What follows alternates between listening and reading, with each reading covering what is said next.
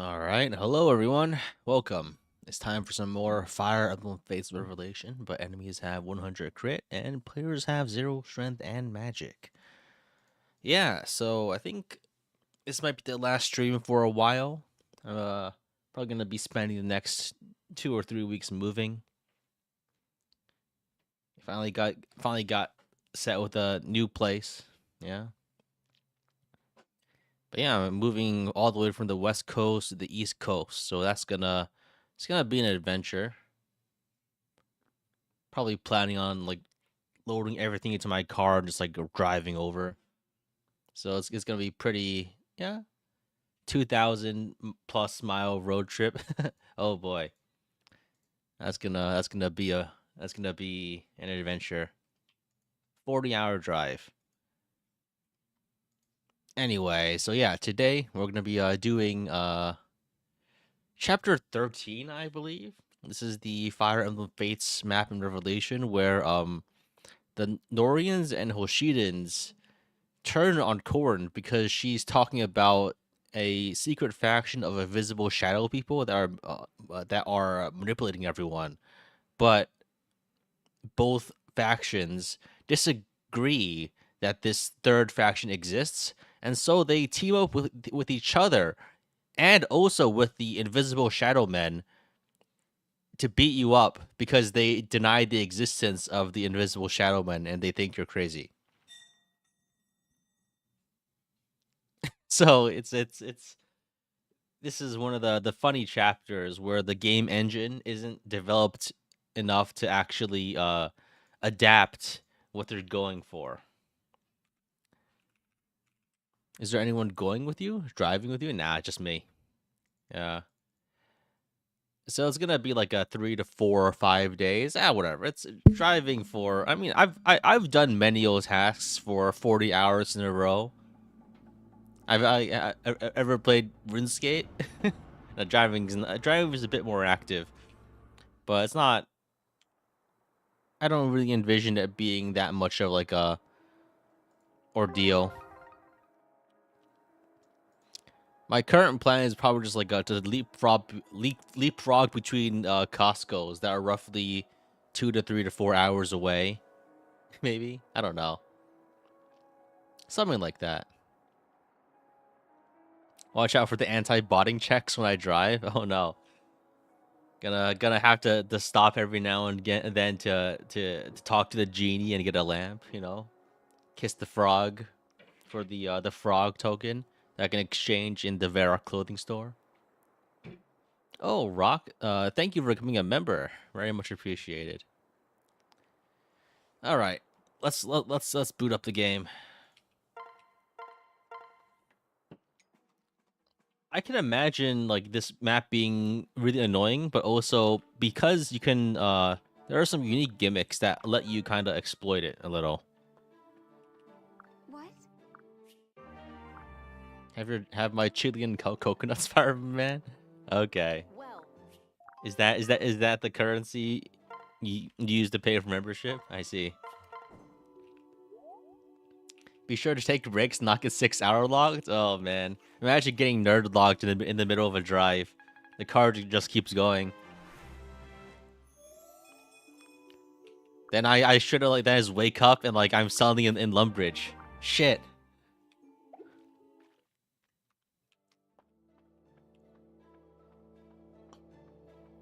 You have a meme in mind for this chapter?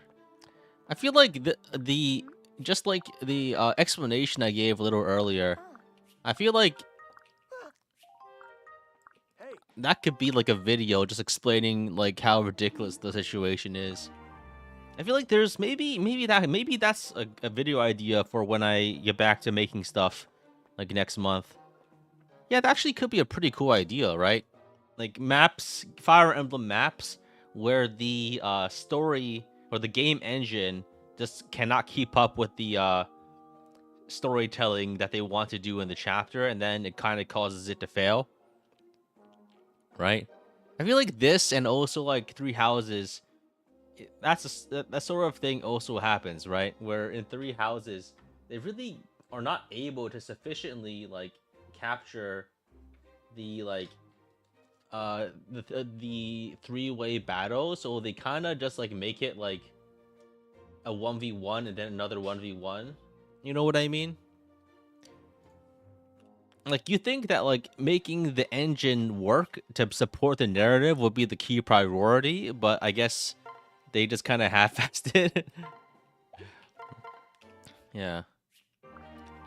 Yeah, but I guess it's more I guess there's probably good dissonance between like the teams that actually make the story and the teams that write the story and the teams that make the engine, right? Because a lot of the time, like you have the engine and you make the maps. Fire Emblem, like the story is like often highly separate from the map design. That's not necessarily how it should be, but like, and like in I guess the more integrated Fire Emblem games like Thracia, right? There's more clear integration of those systems, but yeah. You'd be interested in hearing about the differences in Norian and Hoshiden weapons? Yeah, I have some notes for like writing a script on that. I mean, I guess like on the drive, I'll probably be like, taking like 8-hour days of driving, and I guess that I'll probably spend the other 8 just like taking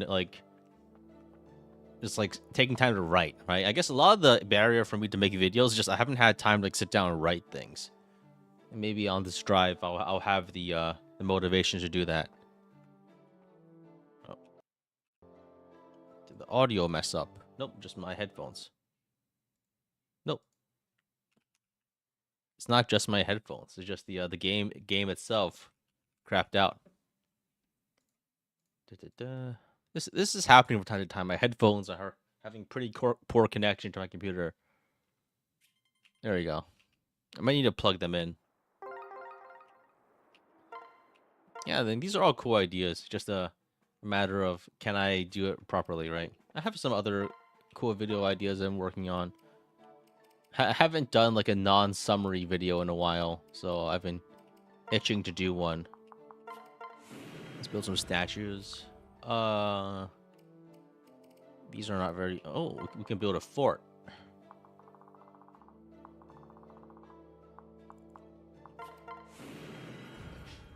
Fort inside the fort.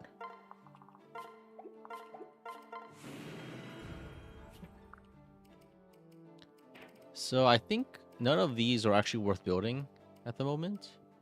Maybe not even the prison. I think we're probably not going to be rocking many capturable units in this game, in this run, because we have so many useful child units that it's gonna be very hard to fit in any generics. That is regrettable, I know, but like I've never actually like sat down to use like the good characters in Revelation, because it has never really felt necessary before, but here I kind of feel like it is. Will I go for the tier 3 buildings? Possibly, but I think the characters won't be that good comparatively. So I think all right. There's a very limited selection of characters that I think can be considered good in this run. All right, so what are my plans so far? So we just got Camilla. That's great. And so we're gonna do Camilla Kaze, Saizo Baruka. So we should probably get try to train these guys, get Baruka a hand axe. Maybe a Raider axe. Baruka is going to be pretty good. She has +6 damage naturally with Opportunist and with Hand Axe, so that'll be really strong. So we're Saizo, Baruka, Camilla Kaze, and I think probably Kagero Takumi. The idea being that Kagero will give Takumi Mechanist so that Takumi can clone himself in true Fire Emblem Conquest fashion. Gunter got a hoe. I think wasn't his wife killed by Garen in the story, and that's like why he does his whole evil arc in this route. Yeah, I think that's what happened. He was threatened. I don't know. I'm pretty sure his wife's dead.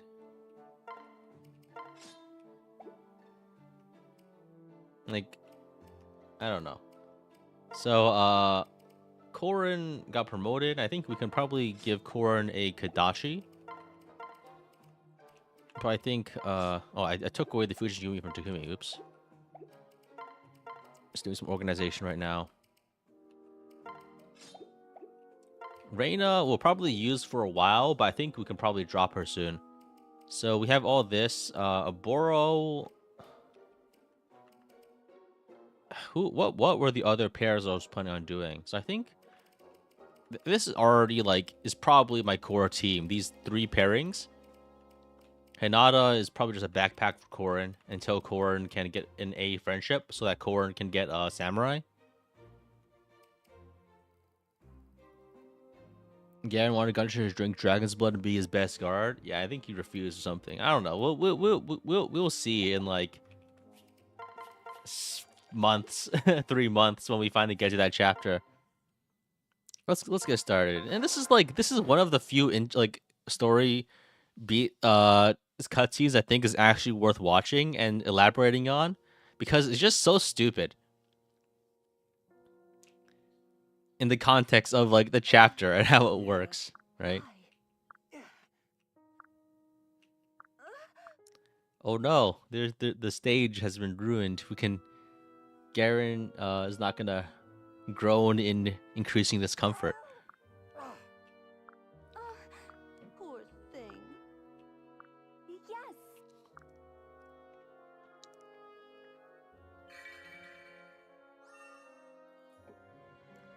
The remnants of DashCon 2. Thanks, friend. No. Hey. Nope. What's that? Alright, yeah, I think things are exploding because of the invisible men.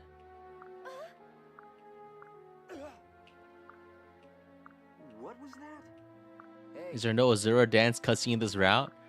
There's no time for mirth and merriment. What? The invisible men are destroying everything. Fucking Dark Templars, man. Thank you. I'm Kaden. We need to find we didn't scout the Dark Shrine, and now Dark Templars are roaming around our base. We don't have enough scans. They're taking out the missile turrets. We don't have any detection. Big brother. What? Neshra's new show territory until Nora decided to attack. How could? But then Nora accuses Hoshido for invading, but it was actually the Invisible Men. Huh? Listen. The invisible soldiers? And no one can see them? You die. No. There are invisible enemies to blame. Can't you see that they're tricking you? Invisible enemies? You can't be serious. I'm dead serious. Look near the plaza. You can make out a watery sort of shadow. They're the real enemy. What? Yeah. Look. Look at my hands. We had to fight the invisible people. What? Okay, so then we attack. Oh. So, okay, that's... I thought I framed it differently in my mind to make it funnier. But it seems like they don't even acknowledge them at all. And you just kind of bring the fight to them. Which is also interesting. I think we can probably dump our flyers. Because I think my plan here is going to I'm going to milk the map for all the XP I can get. So, and I think after this map, we also get access to shop level 2. So we can get 11 swords and all that stuff. So then Felicia can go off with 11 sword. These guys are force deployed, and I guess we can kind of use them, but they're useless. They really are useless. I guess in theory, so wait, who can Kaden be paired with? Can Kaden be paired with a wyvern? I guess maybe a ninja. I'm just trying to think because Ninetales do have access to Grizzly Wound, which would be interesting to spread around, but I think it might not be worth it here, right? You compare with Kagero. Okay. I think, yeah, but then, so then we're debating the option between having an extra dagger unit that can do 40% max HP or versus another Takumi. And I think it might be better to just have another Takumi, honestly. It's level 15. You don't think it's worth? Yeah, I think it's a little far off, right? The Poison Strike Savage Blow combo comes online very fast comparatively. And it, like at that point, like we're probably in like the last 5 to 6 maps of the game. Maybe like at the earliest, maybe like once we enter Vala, right? So I think we can just roll like this, and then we just try to, I guess we can use these guys as like parrot fodder. But yeah, let's get started.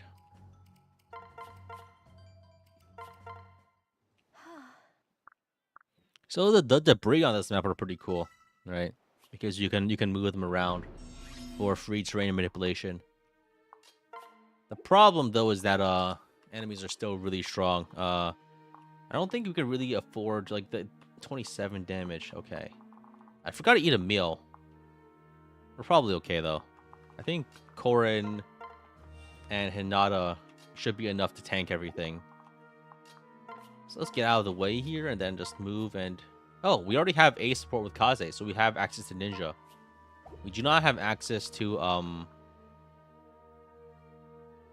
Samurai yet though. So if we have access to Ninja, then maybe we should probably balance between classes so we can get Replicate. Alright. Oh, right, it takes... Forgot that the obstacles take an inventory slot. So let's go and throw away let's throw some of the stuff into the convoy. Let's grab the obstacle. And I think we move up and just throw the obstacle to the right or left. So these are mostly melee units and some bows, and these are guys some mages, and there's Master of Arms here. In theory, like it could have been nice to capture some of these guys, but Orochi is just so bad that I think it's and these guys have really bad skills. The Swordmaster, actually, the Swordmaster would be like a super good capture, because then we could just have him use the 11 sword with his like 24-3 speed. But I think Felicia is comparable. No, 17 speed, not even close. I guess she has some levels, and once she reclasses, she can get there. But yeah, captures fall off hard real quick. I think here is probably okay. The only thing that really comes into factor is speed and HP and defense. And these guys like tend to have like a bit more than like common characters you use, right? I guess like the moment we get Ryoma, like they're irrelevant, right? But I feel like that's kind of like you can't really use that as a criticism because that's true for literally everybody. But whatever. So let's throw over here. And I think we just move. I think previously I've done farming on this side against the archers, but we really cannot afford to do that here because they crit you. They have 100 crit Vine Boom, and that makes surviving these guys not very viable. So let's go pair up here just so we can push some support rank. And I guess I think we just move as slowly as possible. Hopefully. I think we have to manipulate the terrain as much as possible, otherwise we're not going to make it. So I think here we can probably push on this side and then attack. With like a lot of... Oh, wow. Wow. Takumi is strong as hell. Okay, so, alright, let's do it like this. So I think these guys are level 11, so my promoter units are getting like no XP at all. So we might as well just like attack, and then we can finish off with like a more worthwhile unit. Like I think maybe Felicia can throw a Kadachi. Hmm.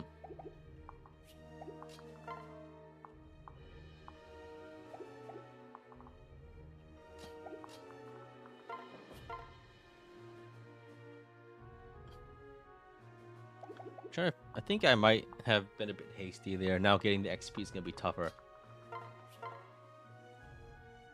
I think if I debuff with Saizo, Felicia can probably get the kill.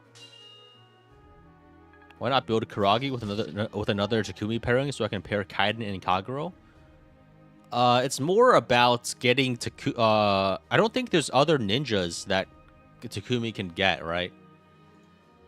Who else can Takumi get ninja from? The issue here is like that getting support points is like such a pain that I'd like to do double duty if possible, right? Oh shit, there's an archer here. This guy's gonna kill me. Setsuna? Okay, but then I have to use Setsuna, right? And I think you see the problem. Guess we can kill this guy. Yeah, Setsuna, she hasn't even joined yet. Now that I think about it, right? So, like, that's, like, there's no way then, right? There's absolutely no way for that to even work. Let's move Takumi out of the way. And I think we can probably move in over here with Camilla. I think, yeah. So Camilla has... Kaze gives Camilla exactly enough move to go over here and block. And Camilla should be tanky enough to survive a hit. If not, I guess we can throw Sakura nearby. It should be fine. If it's not, well, rip.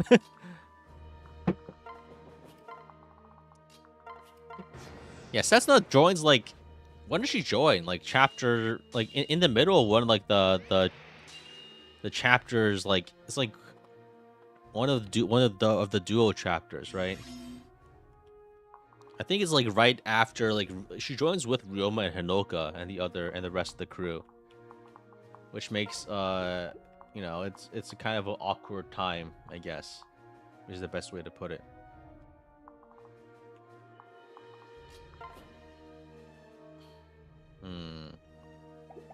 It makes her timing more comical. Yes, it's pretty unfortunate, yeah. Yeah, you know what? I'm not brave enough for this. I'm taking it slow. I think this map should I feel like if you take this map slowly, it really doesn't pose a significant not challenge, but it doesn't like it's not that tricky, right? Because as long as you play it slow, you can kind of just grind through most of the enemies in eventually. And I feel like that's what we have to do. You have enough turtle opportunities once you're out of the starting position? Yeah. This map doesn't rush you as much as others might. Like, you can go and skip the boss, but I think getting through, like, the general without dying, and then all the other guys is a fool's errand. She joins in chapter 16? Oh, wow. At that point, like, the game's, like, half over.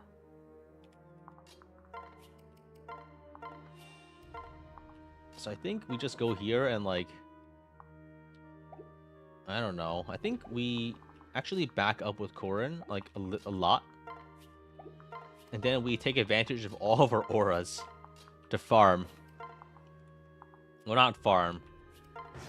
Just to take advantage of the extra damage and allow us to chip and do all the other stuff. Yeah, Korin having a lot of defense is very necessary here. To survive, yes. So I think the main supports we want to push for here are Korin Hinata, Kaze Camilla, and Takumi Kagero. I think we might as well try to get XP on Kagero here. Doing that might be a lot tougher though. And we want Baruka Saizo. We don't have any magic weapons. Oh, we do. We have Gunter. We can just take Gunter's fire tome, and we can probably chip damage with this. Oh wow, I can't do chip damage. Camilla can't even do damage with the fire tome. Is it because of weapon rank disadvantage? Oh, it is. Okay. So I think if we poison here, if we debuff, then we can attack with Camilla for the last hit, which is actually not ideal because Camilla doesn't get anything from it. Yeah, 3 XP.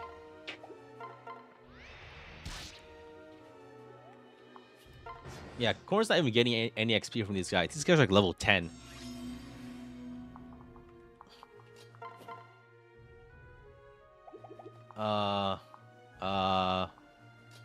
In theory, I could try to box this guy in and then have Baruka do some stuff, but I think it might be better. Like, the archer at 2 range is really nasty. Can I? Oh, actually, Corn can do a surprising amount of damage with the Yato. I wasn't expecting that. I already made it this far. Yeah, it's been a couple weeks. I think we're on episode 8. We're on chapter 13. It's been like one chapter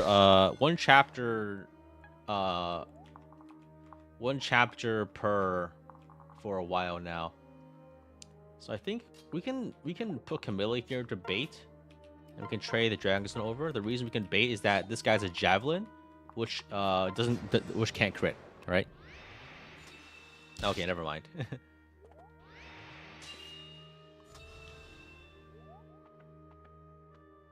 I think Corn has enough defense stacked that no one on this map can really hurt him that much.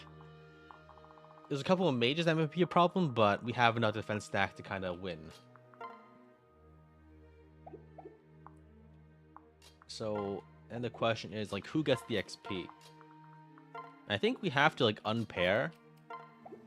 And that's unfortunate, because that means we don't get all the support points we want, but we have to do this just to, like, get all the...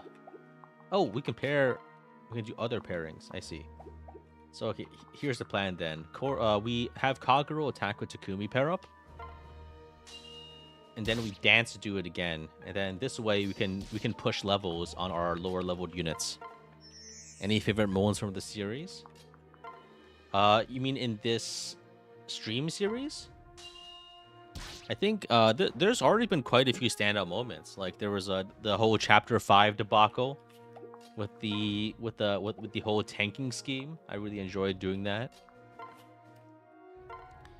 The entire struggle with chapter 4, the one with all the faceless, with Ryoma and Hinoka and Sakura. That one was also good. Just because, like, that was, like, there was just no way to do it without, like, getting super lucky, which I eventually did. And I think that there's it's always fun to go through a process like that. Chapter 6 was fun too, because of the I guess of the fact that I actually had to play the map properly, then using the probably intended solution, and it still worked.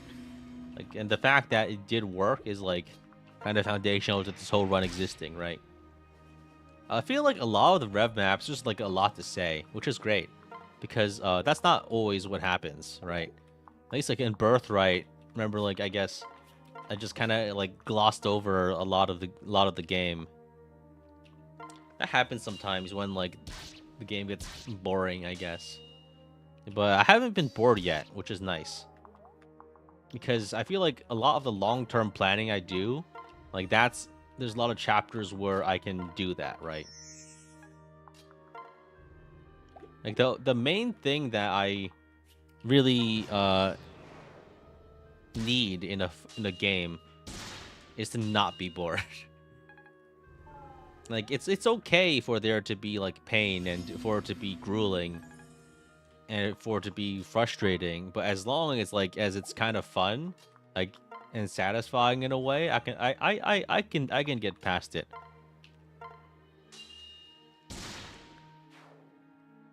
All right, Kagero level. Give me some speed. I only need these guys to have a lot of speed because I guess speed and defense and res. Okay, I guess I want all the stats that they actually can get. All of those matter except for luck, and skill is pretty important too, because if I actually missing doesn't matter that much for the ninjas. So Yeah, basically just speed, defense, res, and HP, which is like most of the stats. And most of these characters have pretty low growths in those because generally that's how it goes. Yeah, other maps. I think the map where you recruit Saizo and Reina, that one was the solving the first turn like was pretty fun.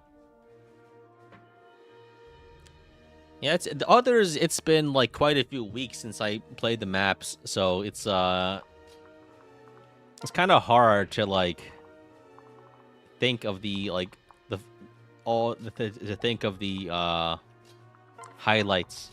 I'd probably need to like rewatch the VODs to refresh my memory. So I think the samurai is the swordmaster should move in, and we should be okay. The map took like an hour and a half to solve one turn. Yeah, and then after we solved the first turn, the rest of it was fine.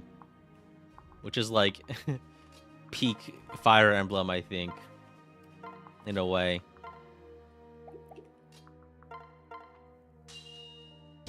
So I think we just pair up attack like this. And we just keep doing this.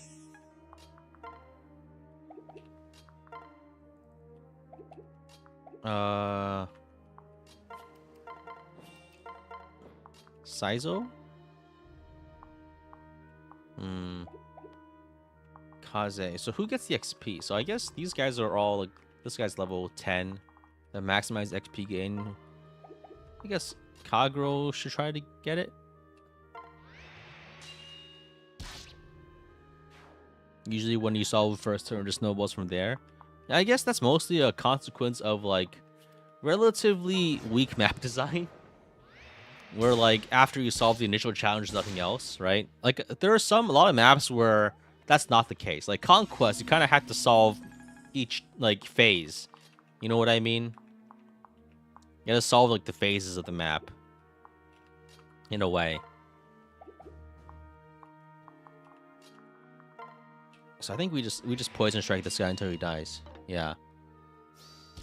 It's like the multi-phase map design, I think, makes things a lot more compelling a lot of the time. You think your first Rev Ironman where you threw right at the end because Inankos missed Korin?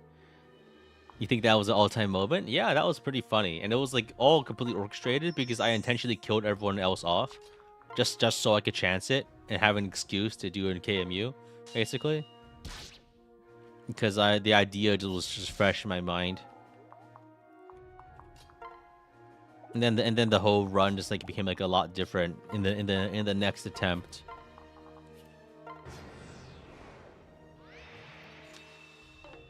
It's pretty rare for like a screw up to actually like be like that, right? You know, it actually happen. Corner with night talent saddens you.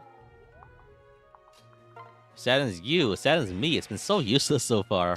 Fortunately, like in Rev, like if you play your cards right, you can get any class with friendships on Korin. And honestly, in Rev, like you have no like reason to the class out of Nor Noble class line until after you get Draconic Hex. I feel like it's so difficult to make Korin like actually it's also just difficult to justify getting Korin outside of Dragonstone class, right? Like it just doesn't make any sense most of the time to even try.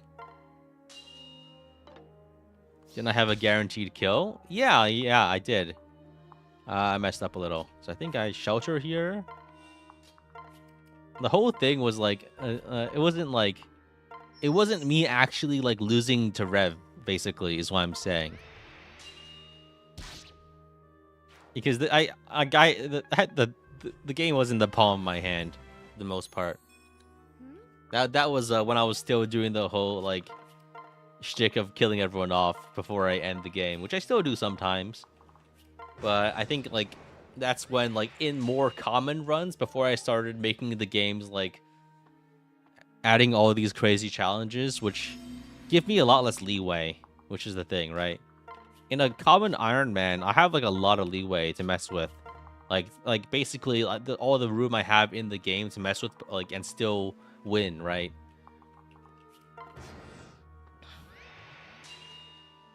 We're gonna use capture ninjas or all the Hoshida ninjas. Capture ninjas are not as good in Rev as they are in Conquest.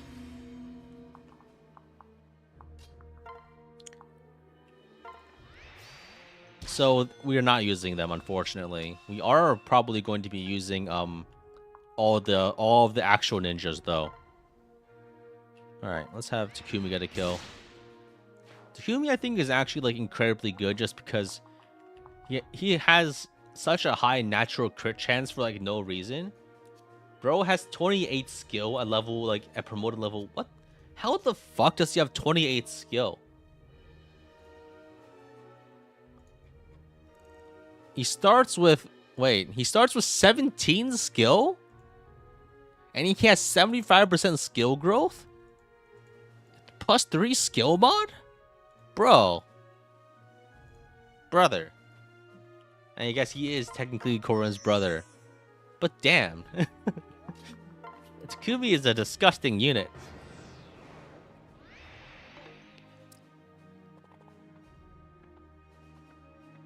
I don't know, like, I think Takumi might be one of my, like, I think probably one of the most interesting Fire Emblem characters, just because he actually has like a probably one of the more interesting dynamics with the protagonist. Because like he's like just like a salty hater, right? You don't really see that a lot in games like this, right?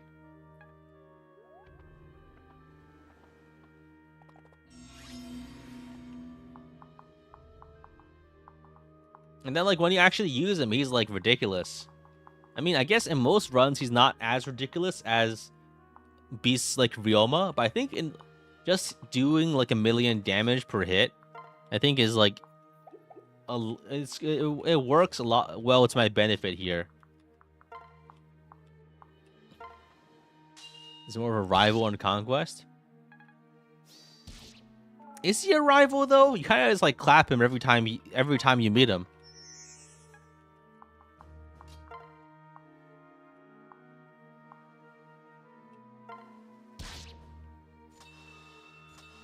I mean, archers have been pretty good for a long time. As for like a lot of the most previous games, archers have been like really good. And keep in mind, Fire Emblem Fates is like is literally a 10-year-old game now. It's not like most discussion is based around GBA Fire Emblem.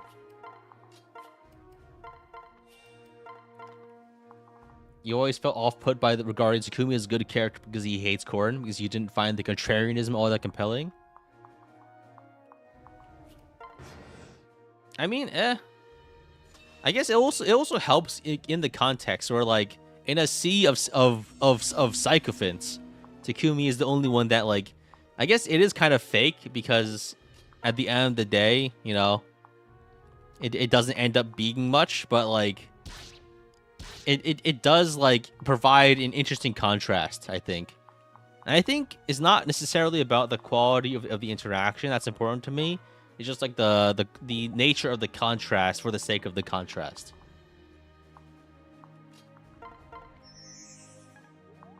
Right? Whenever there's like a whole bunch of things in a thing, I always like I kind of tend to prefer the one thing that is different.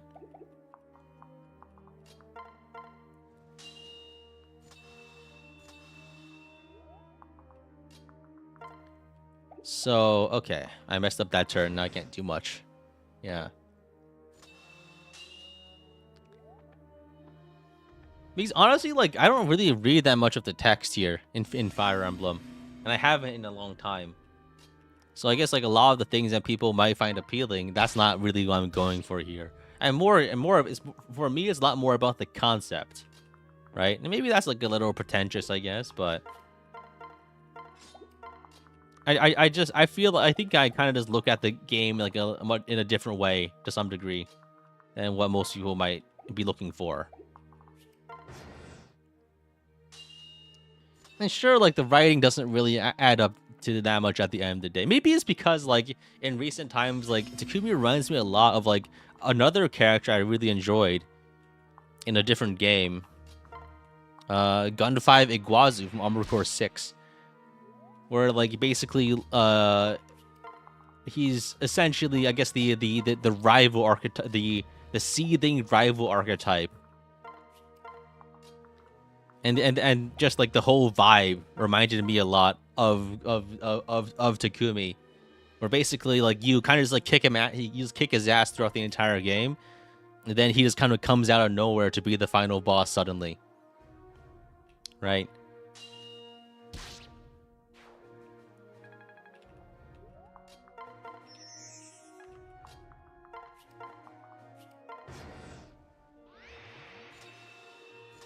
The idea of just like some hater like usurping the story because he's such a hater is something I like conceptually enjoy, right?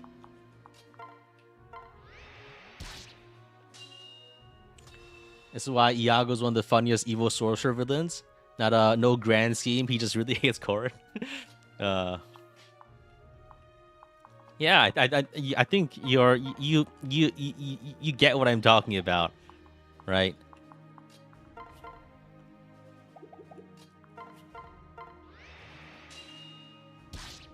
It's hard work being a hater. Yeah, but someone has to do it. Yeah.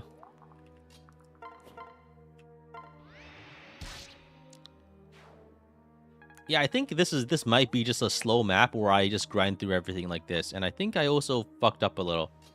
Oh, we should be okay. We can shelter and dance the other guy, so that we don't get killed by the archer. How are things going with my samurai Felicia? I think she's too high level to gain XP on this map, except for maybe the promoter units. But after this map, we get the 11 sword, which is going to let us go off. Does Paladin have a ranged weapon? I don't think so. So that means, yeah, we can get some free XP on Felicia and other characters.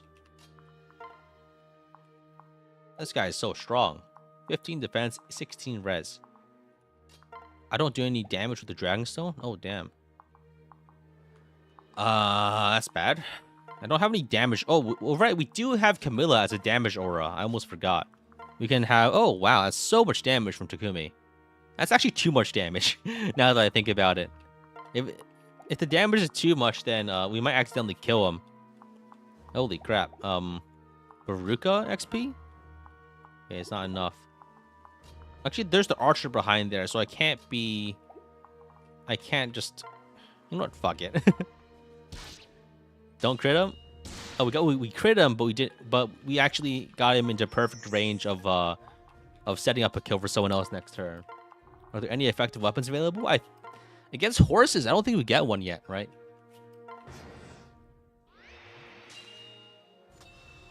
I don't think we get a horse lair yet.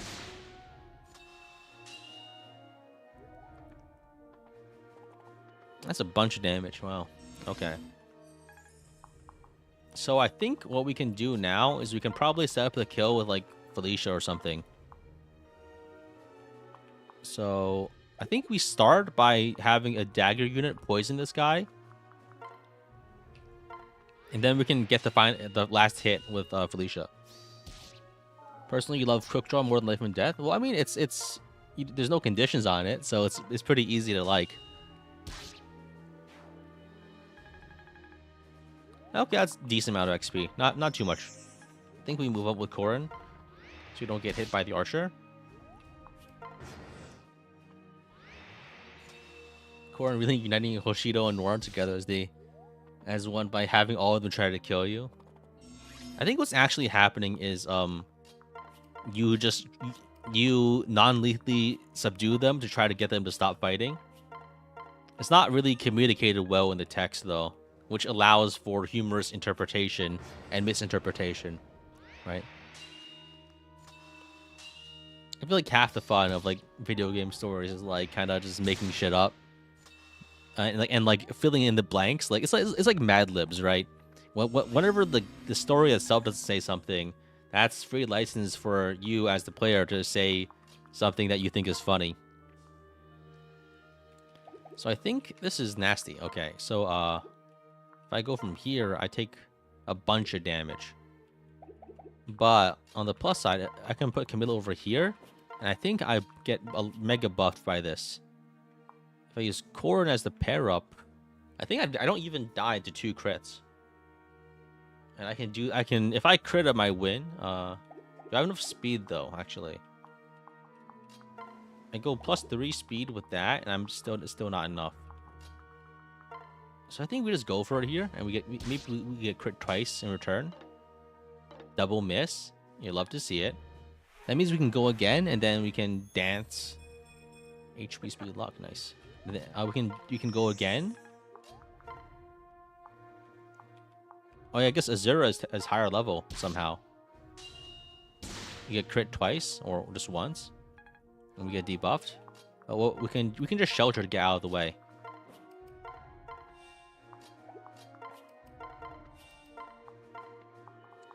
Making shit up in the text. Well, it's not making stuff up. You're just filling in the lines in between what is actually in the story. And like it's not it could be canon. It could not be, right? The thing is that the city layout is designed so you usually only fight one side at a time. That is true. Yeah, you do kind of have to like intentionally like get the enemies moving. Like, and I guess the intention here was obviously to avoid that scenario from actually happening, because it is weird in the story. But like the fact that you can like maliciously manipulate the situation to make it funny, I think is also like part of the charm of doing that, right? It doesn't happen naturally. That is true, but but through hard work and effort, you can make that bullshit happen. The reinforcements will run straight through the opposing force's leader. If the bottom is blocked, yeah, exactly. You get it, right? It's not about like is it natural or doesn't happen like normally. It's about, can you make it happen in a way that that is incongruent to the story for the sake of like it kind of being funny in your eyes. If you're a generic Northern soldier, would you really take your chances with Ryoma? I mean, Ryoma dying like still happens all the time, right? He's not like invincible. It's not sometimes. I guess he is most of the time. That's the point of fan fiction. It's not even fan fiction, just like your own interpretation of the work. You don't have to write things down to like imagine the situation, right? I guess in a way you can kind of consider that fan fiction, but like any player, like then you're saying like any player interpretation as fan fiction. This is the story that you tell yourself when you play the game, right? That's I feel like that's a little different. And that's not to say like there's anything wrong or bad about fan fiction. Just like it's just not I don't think it's the accurate term, right? But I guess it does draw from like the same kind of like neural pathways. You know what I mean, right? It does appeal to the same kind of senses.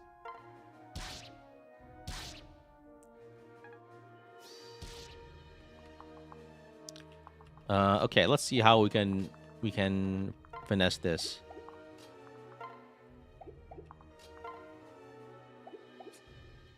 Yeah, this is complicated, so I will just defer the decision until next turn. Yeah.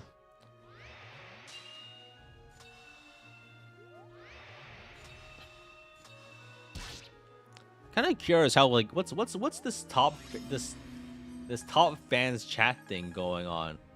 Okay, so just everyone has 75 XP if you type 3 messages in the chat.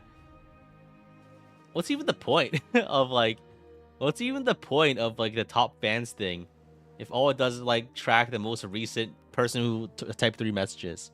75 XP an hour. Okay, so basically everyone who types 3 chat messages is now first place.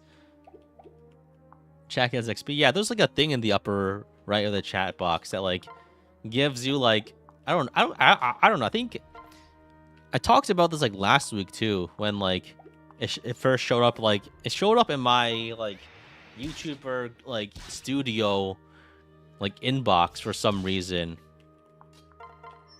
And I was kind of puzzled as to what it is, but I guess it's just like some kind of half-baked Twitch feature that they added.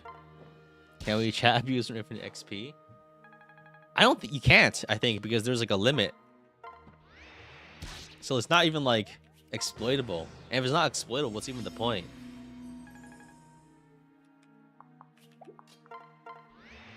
Shaq has level ups like Fire Emblem.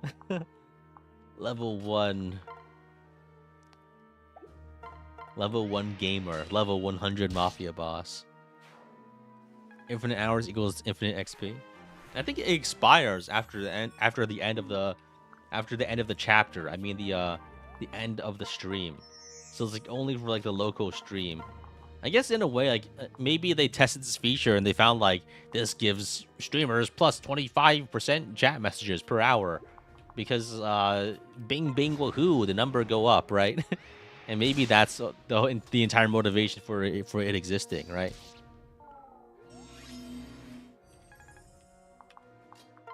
And like I don't know, I feel like YouTube simultaneously lacks a lot of features that Twitch has. But at the same time, a lot of the features that Twitch has are also kind of like extraneous and embarrassing. So I can see why they're hesitant to actually add stuff. But like when they do add stuff, it's like the most antiquated shit. Because I like, oh shit, that guy does a lot of damage. Okay, we got it. We got to lock in. 31 damage, and I got mega debuffed. Okay, I see. Fortunately, I mean. Okay, so I think we gotta kill this guy now.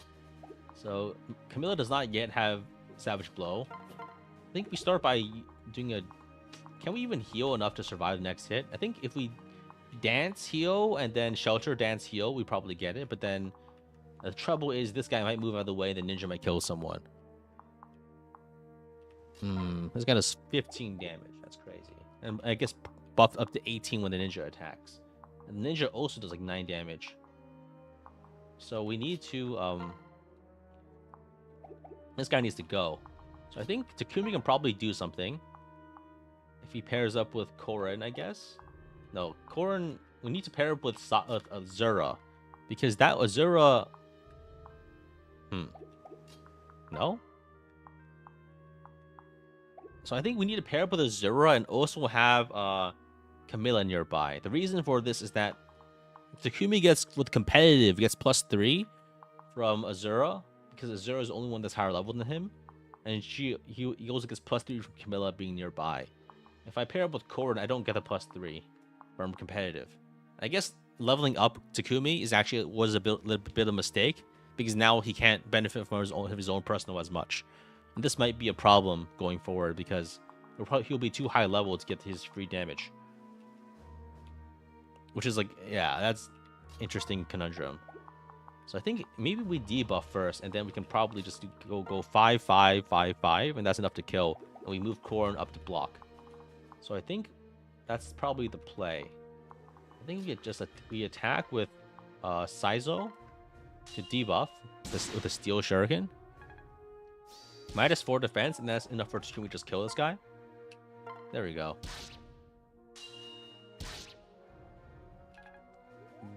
Do it like that. I think we shelter away Takumi so that we can attack with someone else to give the XP. Like maybe you can give it to Kagero. It's probably a mistake. Yeah. Everyone else, actually, maybe Baruka can do it. 1 and 1. Oh man, I really thought I had something there. Okay, so I guess let's just dance for Takumi to get the kill. No one else can do more than 1 damage, and that's really sad. Do you have any plans for Takumi reclassing? Probably Mechanist. And the reason I want to go Mechanist is so I can use Replicate and have Takumi pair up with Takumi, so he's just like his Conquest version. Baruka was enough with Camilla support. Ah, I messed up. Oh fuck. Okay. Oh man, that's embarrassing. Yeah, I underestimated the amount of. I think the 1 extra damage from the debuff that turn killed me. The ninja is nasty. All right, that's a reset. That's fine. I think we really weren't playing very carefully there. That's a lot of like effort down the drain, but I think we can make up for it. So I think we eat, right? How many turns is that? Like 100? Let's just eat wheat. All right. So does corn count as an adult? I think so, and that should probably boost his defense by 1. Now, the corn is probably not an adult. Corn is probably like a teenager, right? Yeah, corn does not count as an adult. Huh. You know, it goes non-childiness? Interesting. Okay, I think it just didn't apply because corn wasn't in the half that showed up there. Okay, there's corn. Technically not an adult. Oh no. Okay, let's eat a defense tonic.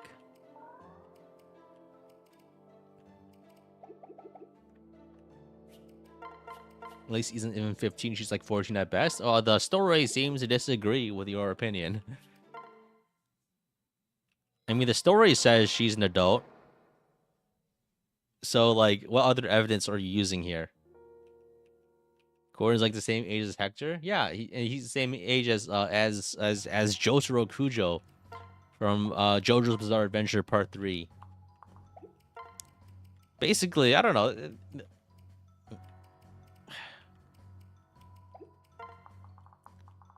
What do the numbers mean, Mason? The numbers, Mason. What do they mean? Actually, I think another thing we could do maybe is this guy would be trouble. 23 damage. So I think the mage can probably nearly one-shot Corrin, I think. All right. So I think one thing we could do is yeah, okay. I have a plan now.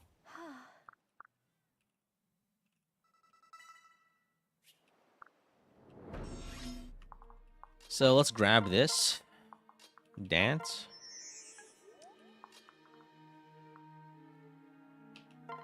If I set the obstacle here, I think I have a much more favorable choke point that lets me do chip damage for free, right? If I put Corn over here, that means like enemies will stack up on this side, which lets me hit them for like free damage. And I think that might let me like get easier levels and easier kills.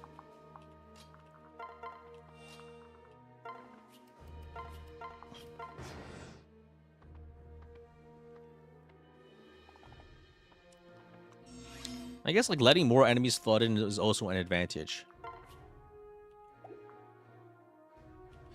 I don't like this very much though.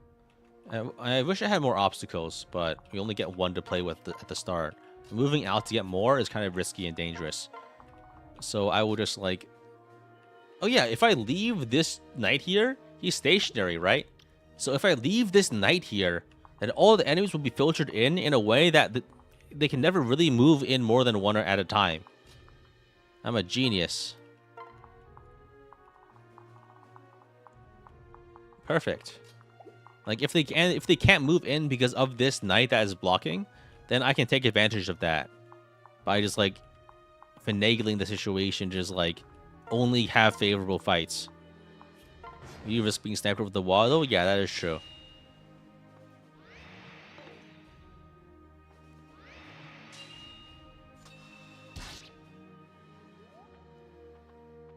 I mean, like how old people look also just depends on like the generation, right? Like if you look at pictures of like people from like the 90s, they look old, like from the 40s.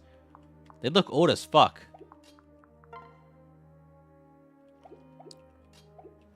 That's just like a consequence of like what people look like in general, right? Maybe I can move back over here.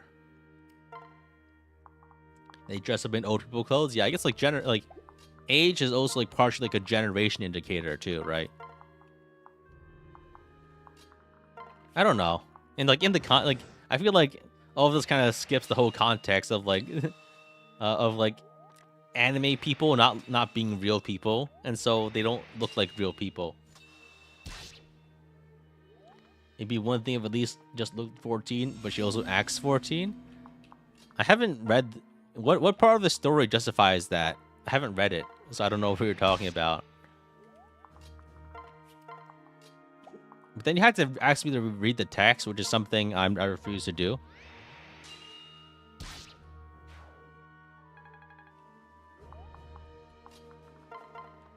So yeah, I don't know. I'm like an outsider to this discussion because it just doesn't interest me.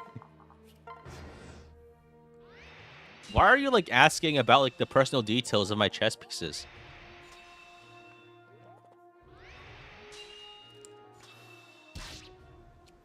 You guys are playing Barbie. I'm playing like Stratego or something. I don't know. Stratego's kind of a bad game.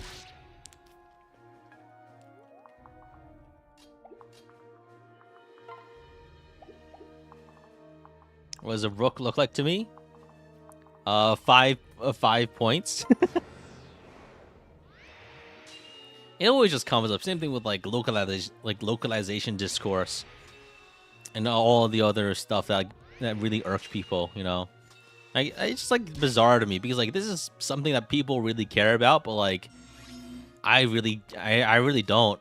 And so like, what am I supposed to do when people talk about it? Maybe the answer is nothing, possibly, and like that's fair. But like, I'm still here, right? So.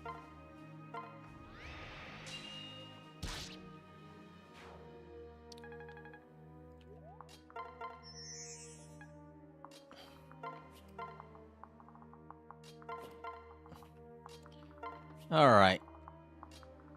I think this is a better setup in some ways, probably also worse than others. But I think it's probably good because we can use the setup to farm XP and sort of points. How's the plan of repairing units going? It could be going better. Oh fuck. As you see, the Swordmaster plus Ninja pairing is actually really tricky to deal with, huh? Because then, wow, okay, that does so much damage. Okay, I need to fall back. But if I fall back, do I even live? This guy's got 6 move. I got 6 move. So I think if I run away, actually, I can probably heal with Mend. And then I can get back to full HP, so I should live. Right? Also, I can probably get more defenses with Voice of Peace. And I can also stack Camilla, too. Oh, wait, I can't, because the ninja will get me. Shit, okay. I kind of wish I had inspiration right now, but unfortunately, we don't have the option at the moment. But we should be okay.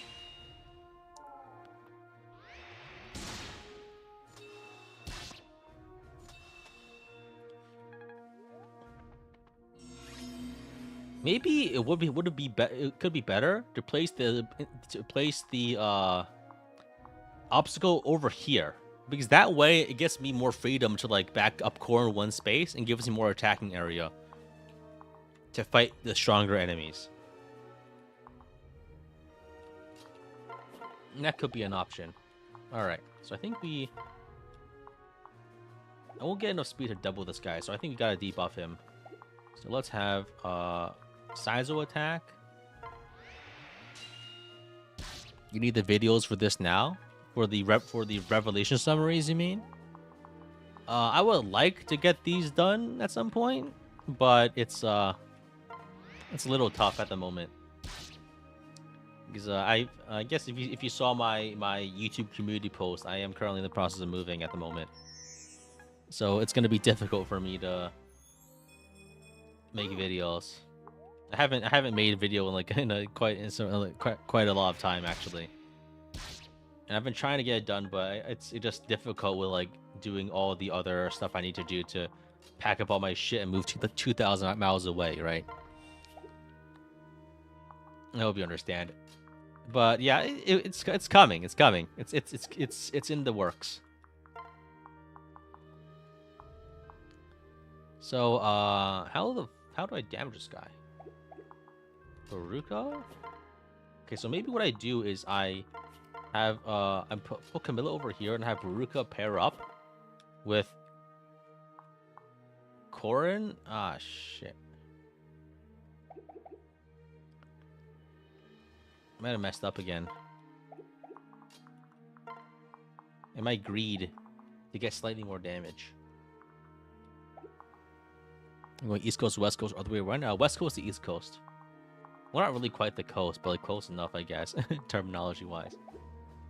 Oh, I guess I could transfer over Takumi. I have Takumi get the kill. Will Ninja work or not? It just wouldn't do enough damage. And I guess now we get Takumi to level 2, which actually makes him worse because now he can't benefit off of promoter units doing the pair up, which is like, yeah, that's actually pretty unfortunate. I really should have tried to avoid leveling him. You're mainly wondering for time zones for streams? Yeah, I think I might just move my usual streaming time forward, right? I guess because I'm going from PST to EST, right? So I'd probably normally I stream around noon starting, but then I guess I'd stream at 3 p.m. my time, and then there shouldn't be like a difference for anyone watching. But I think I also have like more. I'll probably stream more in the evening once I move, because I guess that's it will be easier to do. Also because then like more people can actually like be awake for it, right? I don't really know how stream times those really work, so forgive me for that. All right, I guess we just have to keep giving Takumi XP for some reason. I think yeah, we are doing a lot worse on the giving XP to my useful units front at the moment. That's probably fine. Okay. 11 damage. I think we can feed the kill to somebody. Yeah. Can't believe Takumi leveled -4 damage. It's like -3, I think. Yeah. It's -3 because competitive is 3 damage. Oh, that's a full level up. Very nice.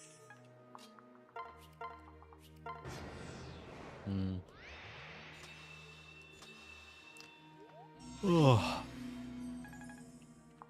I heard that there was like news of a rumor of a potential Nintendo Direct for the next Fire Emblem game on Reddit, right? What do you guys think about that? What do you think about the possibility of that happening?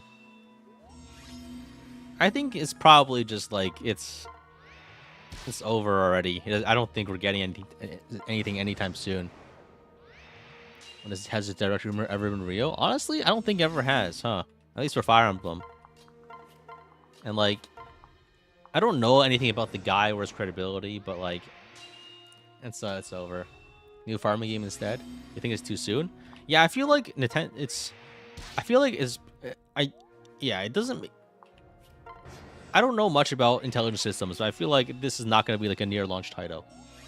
Granted, like this, I think what they're going to do for the Switch 2 is that they're just going to trickle out like big releases. Like first is there's Mario Kart. I think Donkey Kong Bonanza is coming out like right now, right? And it was trickled like the major releases like in 1 or 2 months, right? And I think Fire Emblem would be announced well in advance of its releasing, at least 3 to 6 months, right? But it depends on like what kind of marketing push they're gonna do. And I don't know much about how they would plan to do that, honestly. I can like guess, but my guess is honestly as good as yours because I'm not like I guess in some ways I am a marketing guy as a YouTuber, but not like a corporate marketing guy, right? So my opinion has like no value. In theory, Koei Tecmo has been working on something since 3 Hopes came out. Yo, 3 Hopes 2! Fire Emblem, more hopes.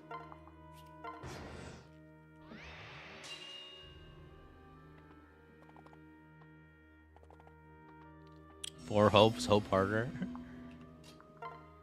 I think what I'll do here, okay, so I'll go over here. I think what I can do is I can lunge this guy closer. By lunging him, I do some damage. The reason I'm doing lunge is that I just want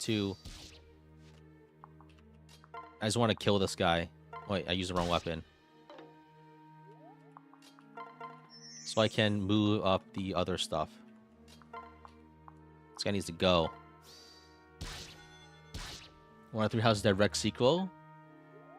Not because you love Three Houses, but you want them to canonize the route and have all the delicious fandom fall out. I think Three Houses, people are already exhausted with it. I think they tried to kick up the discourse again with Three Hopes, but it kind of failed utterly because, as it turns out, like once you like make a game that's made people argue for 5 years, people kind of get sick of that shit and they don't want to do it anymore. It doesn't really help that like it's a game that like you can only use the same trick so many times, right? And Three Houses uses the trick of like not really actually giving you all the info that you would need to actually make a conclusion, right? And then people like argue about like fascism or something as a result because they inject their real life like interpretation of the things that the game elements are meant to parallel but aren't like actually about, right?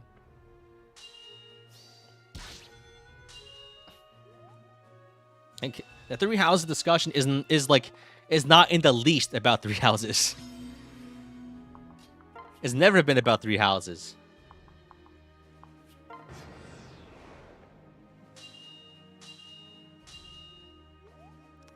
But Excel, the apple of discourse is so tasty. The apple of discourse. Oh man. Discord, modern Eris be like, here, taste this apple of Three Houses of discourse, and then everyone just like fights among each other for it. Greek, that's terrifying.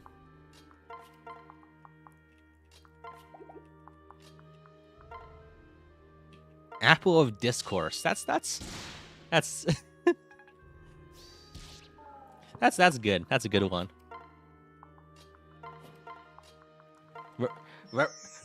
Referencing the ancient Greek myth.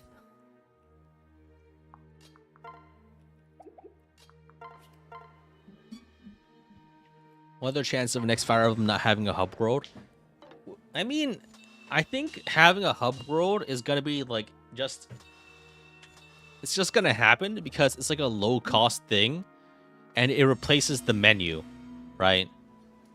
And that's like fine, honestly.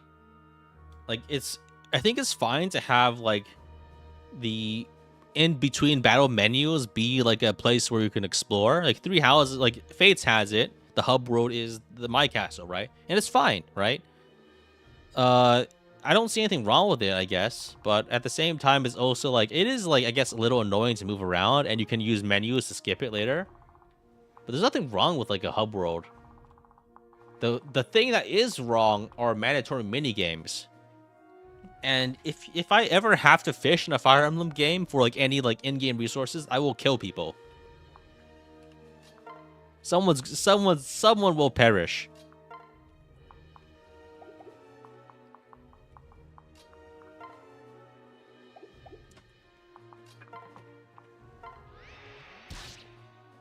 It doesn't. I don't know who or what or when, but like it's it's something that can't be avoided. I'm gonna crash out if I ever have to do like a Three Houses fuck ass fishing mini game.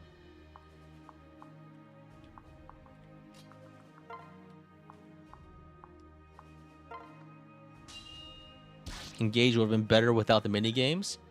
Engage mini games are okay because they don't matter, so you don't have to do them.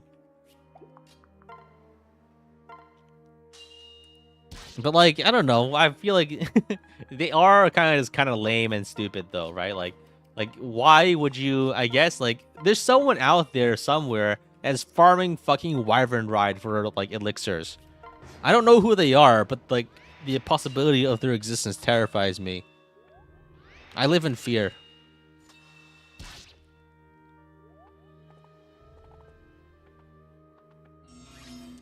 So I think as long as we don't have like a paladin ninja pair up, we should be okay.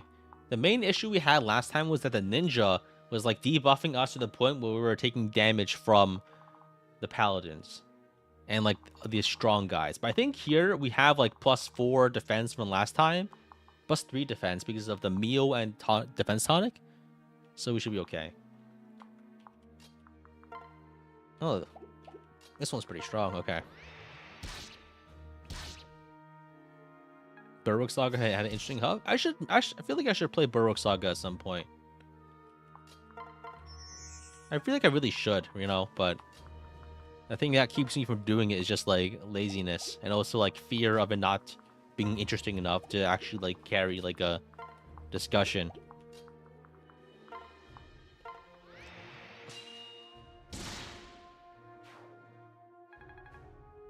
I don't know. I feel like I'm like a little skeptical of my own of my ability to like present something new to an audience, because that's not what most people here are for necessarily, right?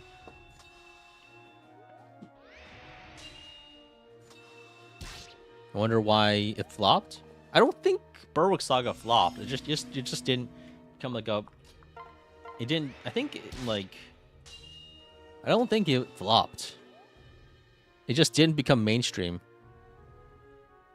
I think it probably made a profit. I don't know.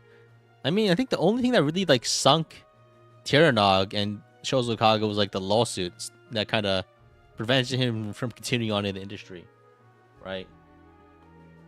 I think the game itself was like popular enough to make a profit. I don't know. I know like very little about the actual anything that went on for that. So I think I attacked like this. Was it mostly just I had literally no marketing? I don't even know. I don't even know if it failed or succeeded. I mean, I guess we do know that like there weren't any more games after it. But that could also just be because, you know, like they got sued and they won one case and they lost another case. So then like you know, it's and then I think part of the injunction was like the ruling was like, you know, stop making these games, right? And then Kaga retired.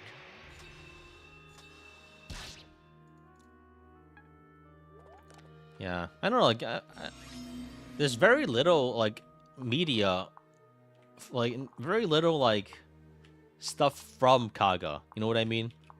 He doesn't say much these days. Like, and what little he does say is like limited to his blog, and like for like, or maybe there's like a few lines every couple of years. He seems to be a pretty private person, but he plays like, yeah. He's like an old guy playing like horse racing simulators. Do you think Shozo Kaga is playing Uma Musume Pretty Derby? Do you think he's I feel like the odds are probably pretty good. Am I playing the anime horse girl game? I am not, but it has still like influenced all the media I'm recently consuming, because I watched a lot of Northern Lion, and so I'm getting it like passively.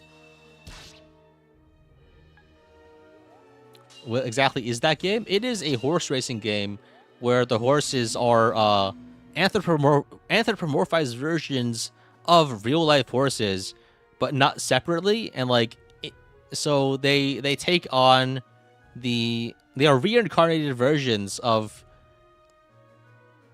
real life racehorses from Japan that become horse girls in this alternate universe where horses don't exist. And the entirety of history has been adjusted so that every single historical horse is actually a horse girl, something like that. It's basically like it's a racing simulator. It's like those like simulation games where you like create like an athlete and then you train them or something. So like it's actually like a lot more innocuous than you might imagine.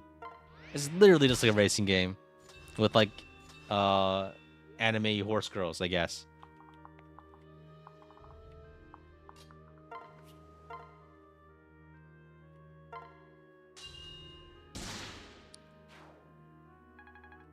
But I think like it's become popular because it's also just like an interesting game. And I can see the appeal, even if I don't personally like find menu gaming very interesting, right?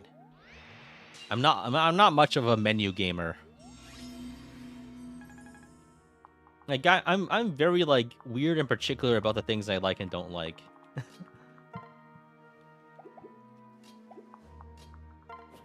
And really I just can't be a fan of menus. It was Camilla time. I think here it's I'm trying to move. I think we fight with Takumi here. Right? And I think we use a Ruka pair up here for the extra defense.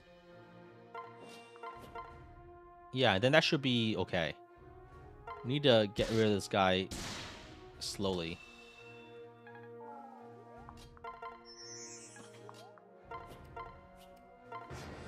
You're sitting waiting to tap for such menus right now?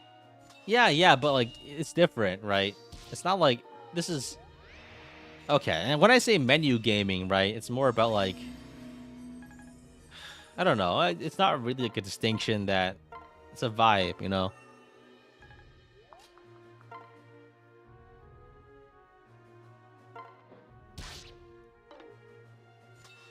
It's it. Anyway, like all these distinctions are made up, and it's not really when I say something like that. It's not about like expressing an objective fact. It's about trying to convert my thoughts into something interpretable. And I guess the conversion isn't always great there, right? Like I don't think like when I say something like that that's inconsistent, I don't think like I don't think I'm wrong for that necessarily. It's just that I failed to convey my thoughts correctly. Right? Did I ever play Unicorn Overlord? Not past the demo. I'm like basically like literally the only strategy game I really like kind of vibe with is Fire Emblem.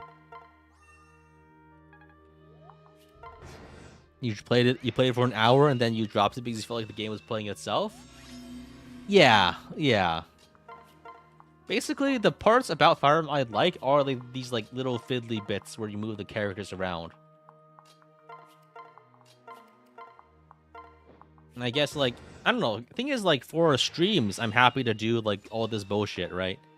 But like if I were playing normally, I would never actually play like this. Because I guess there's no objective. It's like right? And I guess it affords me some advantages playing like this, I guess. But yeah.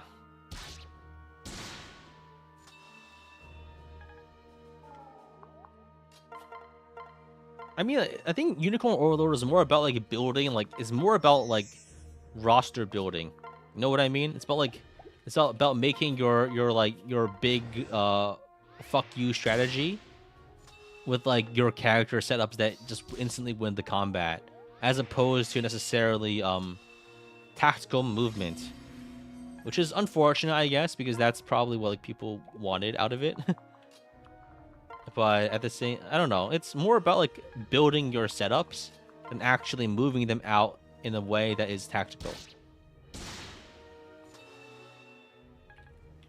That's a big challenge for like games like that, where like the problem is that your armory can get too good and you kind of ruin any challenge you have. This happens with Fire Emblem 2 a lot. That's basically just the whole juggernauting problem in a nutshell, where you become too strong that you don't need strategy anymore. And in Fates, that can happen in like stuff like in Birthright, a little bit in Rev 2. That's why we're doing all these like bullshit challenges to mitigate those problems. Because like it adds that element of like tension back in, right? Granted, like there's no not like I guess there's no tension here, right? But like this is more about like exploiting little small things to get like marginally more experience. In a way, actually, we're not actually benefiting even that much from this. It's just an excuse for me to yap. That's basically it.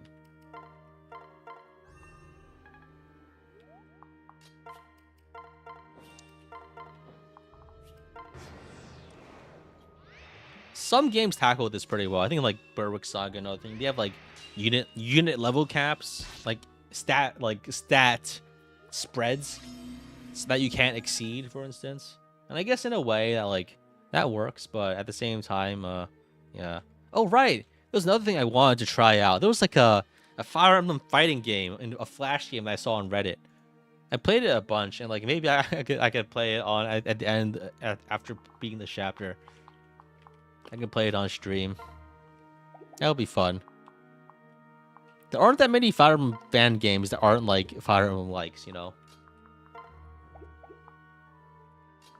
And like, I my affinity for like crappy like, not okay. I shouldn't use like bad words for this. Like for like small little like weird Flash games is like very high.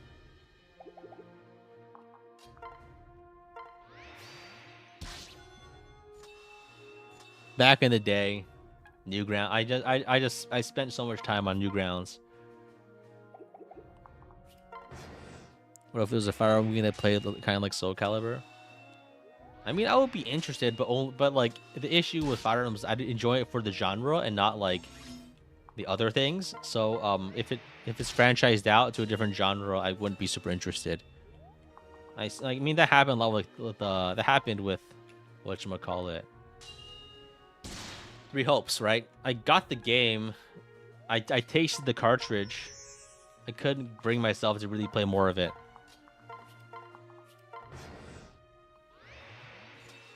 My Master of Hopes review shows it. Yeah, it doesn't taste very good. Regrettably.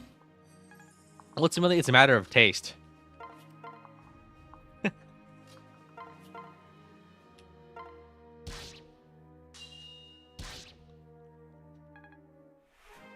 Not a Dynasty Warriors fan? Not really, no. That's a really good level up. Yeah. So, what do I do here? I think we just kill this guy.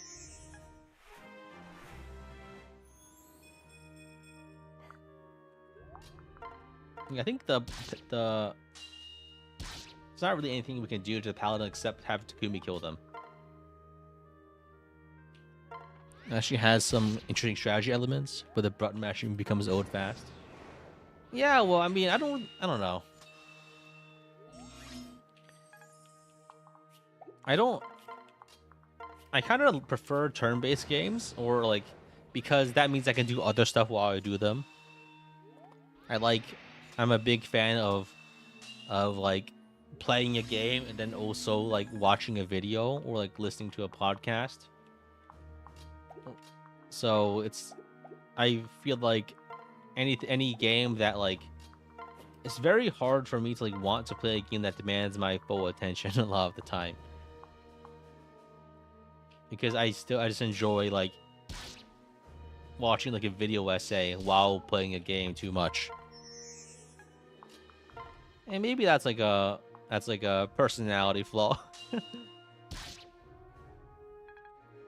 But it's just a matter of preference here.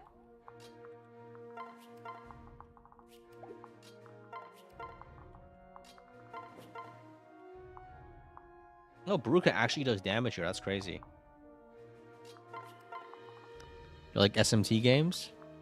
I played the one I really like was Strange Journey. But I also find it difficult to like immerse myself in like a big full-time RPG just because and I mostly settle for like live service games lately.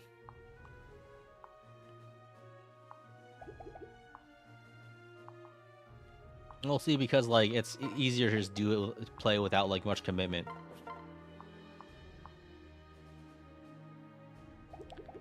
How do I do this? Okay, so I think we drop off our unit here. We put Camilla here. Yeah. Whatever.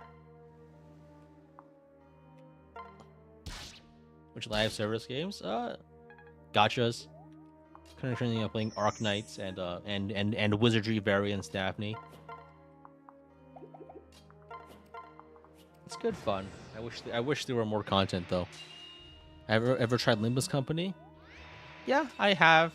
I didn't vibe with the combat though, which is like the most important thing for me.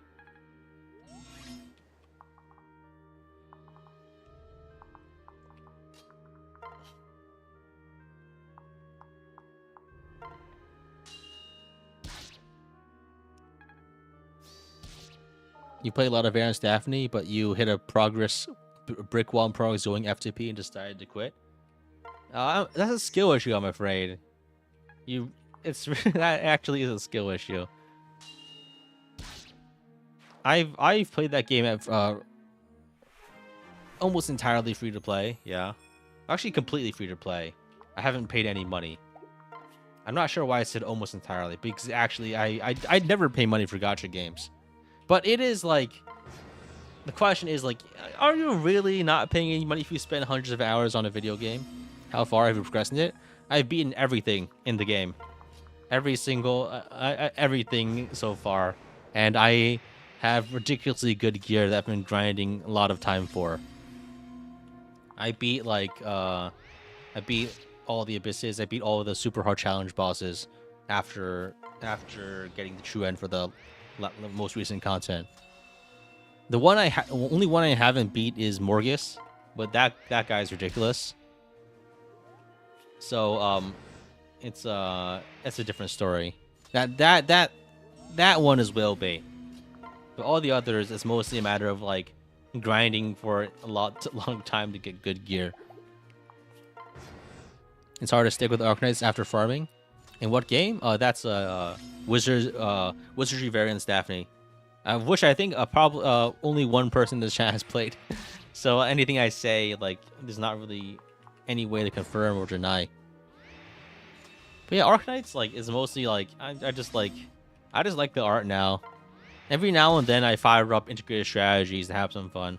But yeah, it's one of the big problems with gacha. Just like keeping up with the dailies really sucks, especially when games that were designed 5 to 6 to 10 years ago have antiquated designs that people don't even use anymore because it's so like tedious to maintain. Same thing like with like Fire Emblem Heroes. Like I can't keep up with that stuff because yeah, like sure, okay, all right, fine. I don't have the time to spend 5 hours a week getting points for like Tempest trials, right? And I guess that's the problem that like a lot of people run into with gacha games. That eventually like they give you stuff to do, but the stuff isn't valuable to do, right? Do I believe FE4 remake coming next direct? No, I don't believe it. And the reason I don't want to believe it is that if the next direct happens within the next 1 or 2 weeks, I will be poorly positioned to actually cover it. Like in the exact 2 or 3 weeks where I can't do it. That sucks. That would suck. Man, like after waiting all this time, then like it comes out in the exact period of time where I'm incapable of spending time to cover it because I'm moving 2,000 miles across the country. that would suck. It would also be very funny, like in a cosmic sense, from my perspective. But that's a little unfortunate. At least I'm moving to East Coast. I won't have to make up for 6 for directs anymore. Yeah, but then I won't be able to do it because I'll have to be at my job. Right? The fact that it happens at 6 before was convenient because that's before working hours.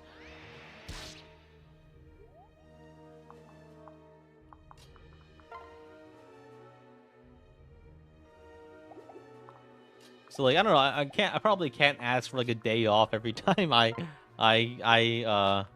Nintendo Direct announcement drops 3 days before it happens.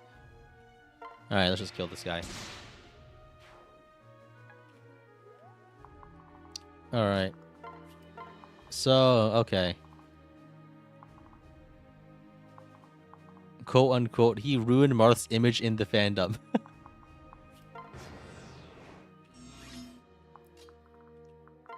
I feel like Marth didn't have doesn't have that much of an image in the fandom generally, because people don't play Shadow Dragon, and like I guess like in the Japan or Japanese players, he has an image because people actually played Shadow Dragon. So I would argue I didn't ruin Marth's image. I think I actually constructed one where there wasn't one before.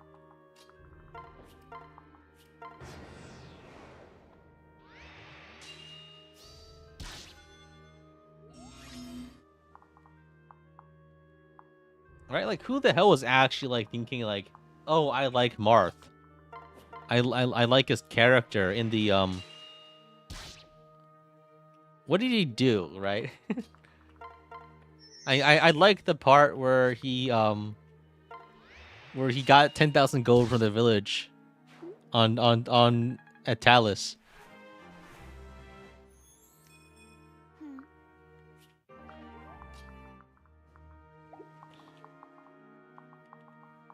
For a main character, Marth doesn't have like there's not much. I guess like I'm trying to think of like iconic scenes involving Marth. I guess there's a couple, right? About him being sad that his country was invaded and a lot of people he knew were killed. But like, you know, it doesn't stick in my own memory, honestly, very much. Maybe that's like my problem, and like me like not actually like, I don't know.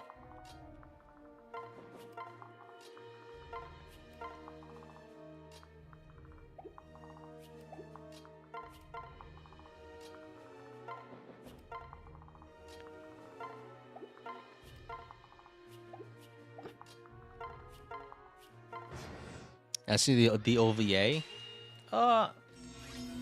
I think I did. Yeah, I did. I don't remember much of it, but like, I know the memes. He doesn't have much characterization in the games. He's very generic. Yeah, that's yeah. He's not. It's not as that he's generic. It's just that like, just not that much.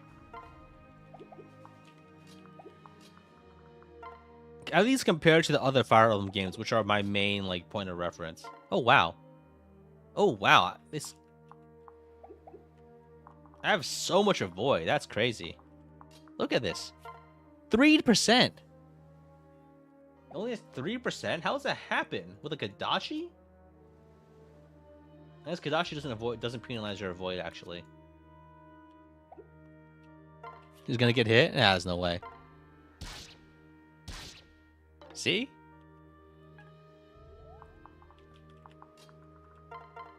I was secretly hoping that she would, just so I could be humorous about it.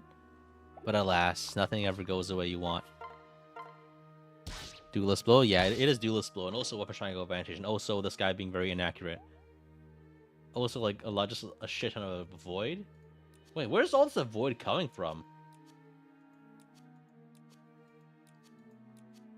So 30 from this, 20 maybe from weapon triangle advantage. Oh, maybe it's just high weapon rank, and maybe 10 from being near Corrin because of the support. Yeah, I think it might be the support that's helping a lot. I don't know. I think the adjacency supports are always weird for me. I never know quite how they work. 20 speed, 27 luck, 30 plus 13. Yeah, so that's 43, and then 30 from duelist blow. And maybe 10 or that, but the guy had 3 hit, and he had 93 or so accuracy. So, oh yeah, I guess the guy also lost accuracy from his weapon rank bonus. Okay, so the loss of weapon rank bonus and also the gain of weapon triangle advantage probably makes up the difference. Because I think the green benefit, the bow benefit from weapon rank is a lot of it is accuracy.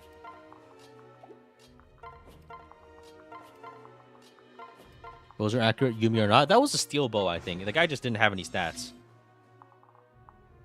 Alright, so I think now we can just get the rest of the map, right? What's the next map after this? Yeah, I don't know. One thing I've been really kind of wanting lately I was kind of wondering if any of you guys have experience with this. Is like or smart glasses with like a visual display, because like,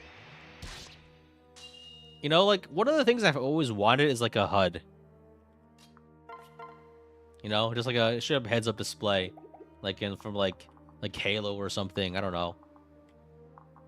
But like, I don't know. Maybe the technology isn't quite there yet. But do you know, like, have any of you guys like checked out like augmented reality, like smart glasses, HMDs, head-mounted displays?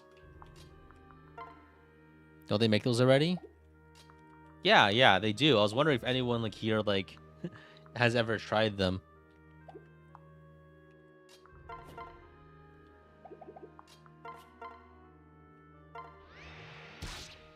Like the one thing I like just kind of want, maybe just for like streaming purposes, is like I kind of want like Twitch chat, like YouTube chat, I guess, in like the corner of my eye, so I don't have to like look at my other screen. But like, I'm just kind of wondering, like, is that practical, or is it like, or maybe it's possibly like, yeah. Another option is maybe like I don't know. Beam Twitch chat directly into your brain. Oh man.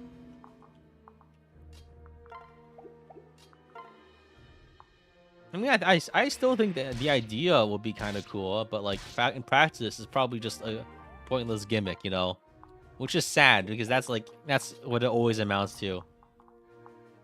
And like, sometimes I would like to think that dreams are real, but they just never are. This guy, yeah, that tower over there is dangerous. Okay, let's move Takumi away.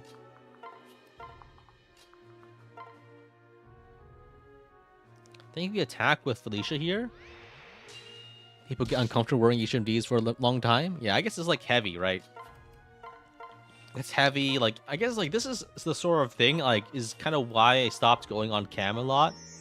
Is because like my YouTuber gamer look with the thing you see in the lower left corner of the screen there, this whole setup with the mask and everything, that shit's so heavy.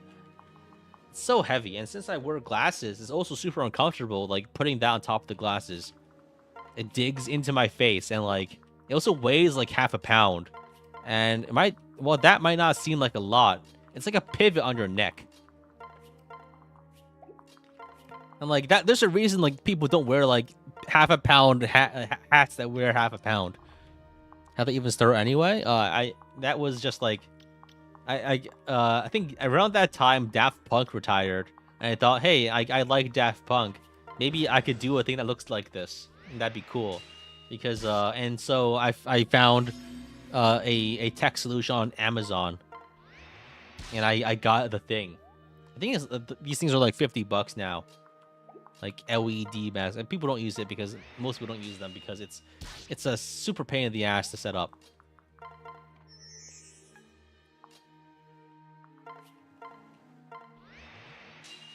And I was like, I feel like I've always been very like exploratory with my content styles, right? And like the reason I did it was like, I kind of want to go on cam, but like I don't want to show like my face, you know? And like VTubers weren't a thing yet back then.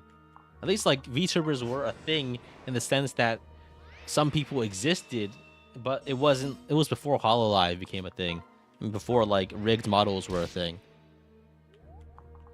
These days, I think even like being a VTuber is kind of played out too. So I'm not super interested in like hiring like or getting like a model made of like my physical costume appearance. Do you know how heavy that chainmail is? Like the male coif that you see in that photo there? Like basically when I was taking these photos, like I couldn't wear that for more than like 3 to 4 minutes without like without my head just like without my head being in pain.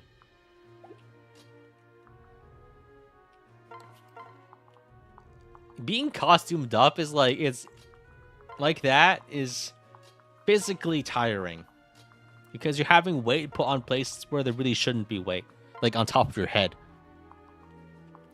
I'm trying to think of like all the people like for like all the people who do like just actors who are like or people cosplayers, right?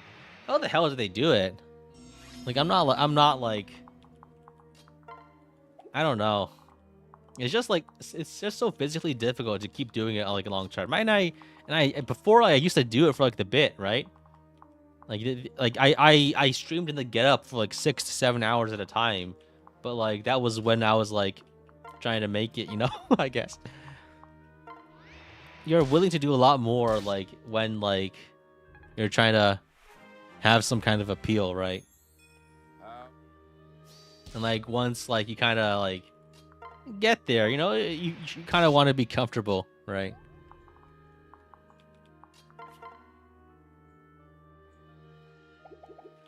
All right, this guy does a 3% hit. He's not gonna get us.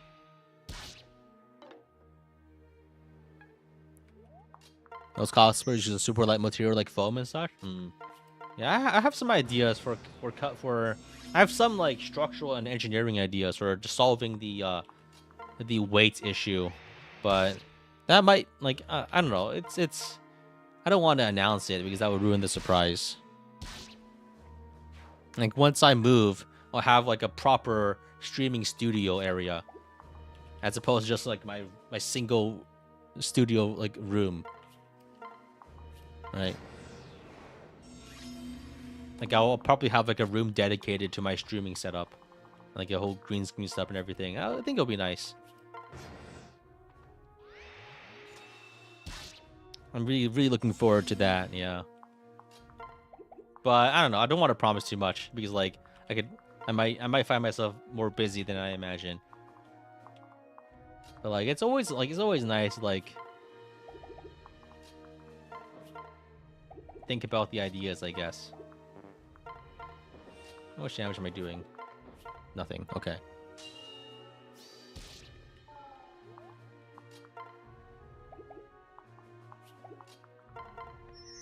Ceiling muzzle with the masks. That would be an interesting idea. It's a bad idea, but it is interesting.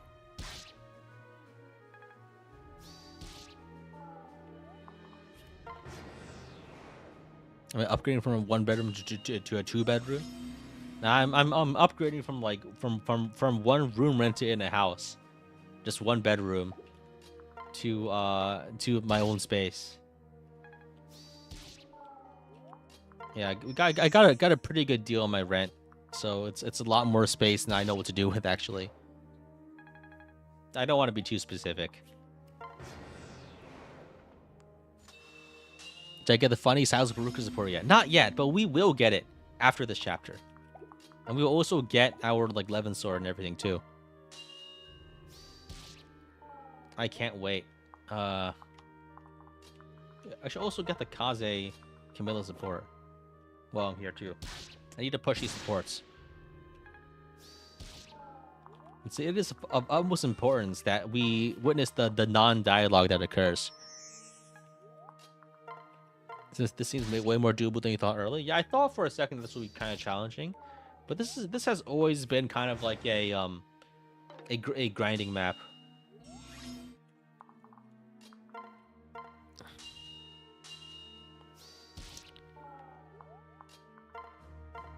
The funny thing is like that they added that in for a joke, but they just translated the rest of the support like completely like faithfully.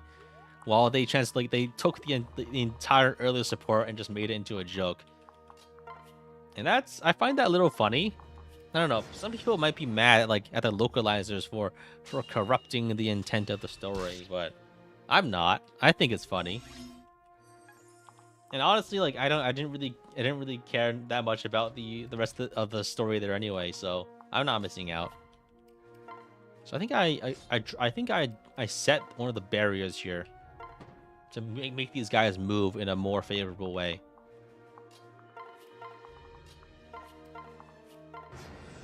Next chapter's gonna be so nice with the effective weapons and slayers. Yeah, I think it will be. I think it's also more important that we get like the Levin sword. And like I guess also like the reaver weapon, not reaver weapons, the anti-weapon weapons, the slayer weapons, like the axe splitter, sword catcher. I wish there were a better name for the better like shorthand name for those. Triangle slayers.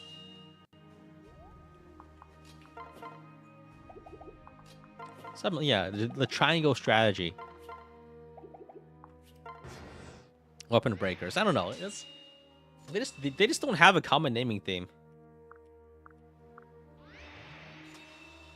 And that's just unfortunate. There's nothing you can do about it, though.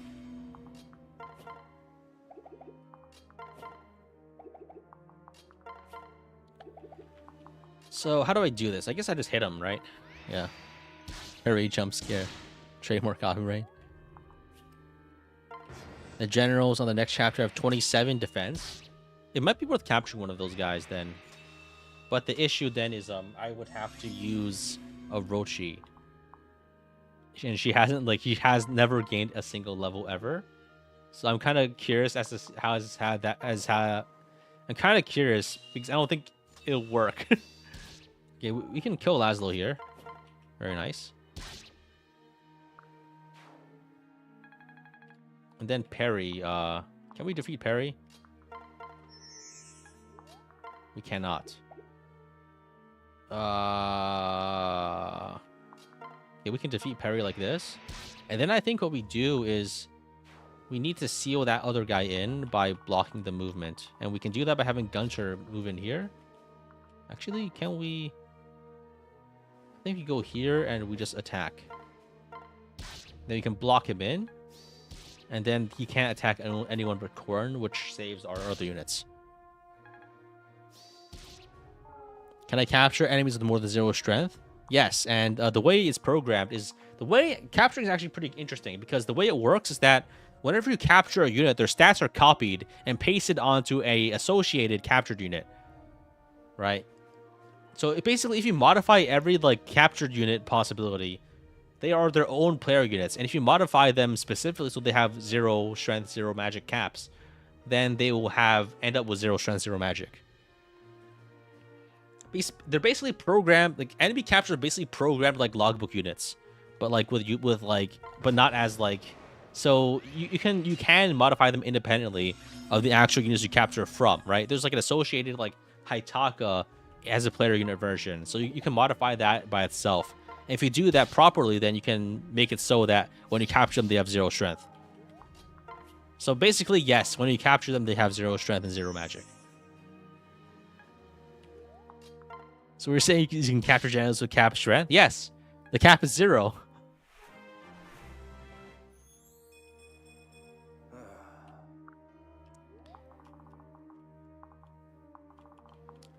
I don't know, like maybe like it's just me, but like I find all the localization people who like yell about it to be really annoying, and like as a result, I find like some kind of like Schadenfreude pleasure, I guess, in enjoying some degree of like nonsense localization, because I don't even care about it that much, but like I see it all the time, and so like, and then sometimes people ask me to address it, so then like, okay, all right, like I don't care about this, but like at the same time I do find some elements of this humorous, because it's like never about the game, right? Anyway, like I feel like whenever people complain about the stuff, it's never about the actual game. It's about some other grievance they have with some other people.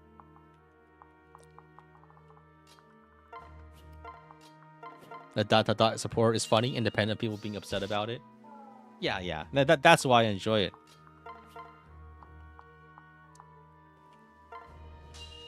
It is funny, like on its own, I guess. But at the same time, right?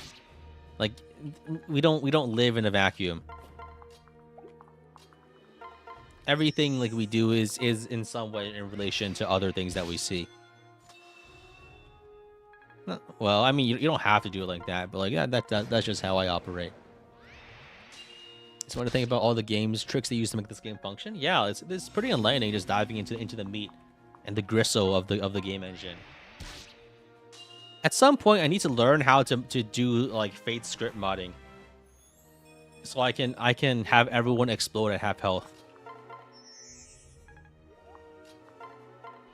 You'd feel much more strongly about FE localization if the original scripts were any actually good to begin with. I think there's nothing wrong with Fire Emblem scripts. People are, if anything, people complain too much. So Xander is immobile, but can we even beat him? He's got 11 res, 36. I think actually, yeah, I think we can actually beat Xander. We can have Corrin like to eventually defeat him.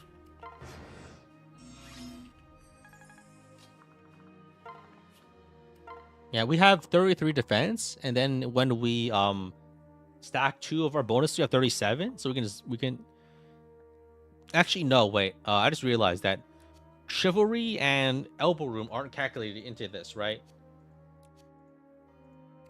So then he actually has 5 more attack than he is displayed. So he has 41 attack.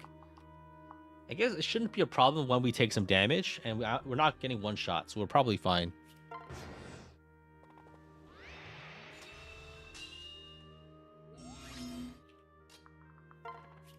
I don't know.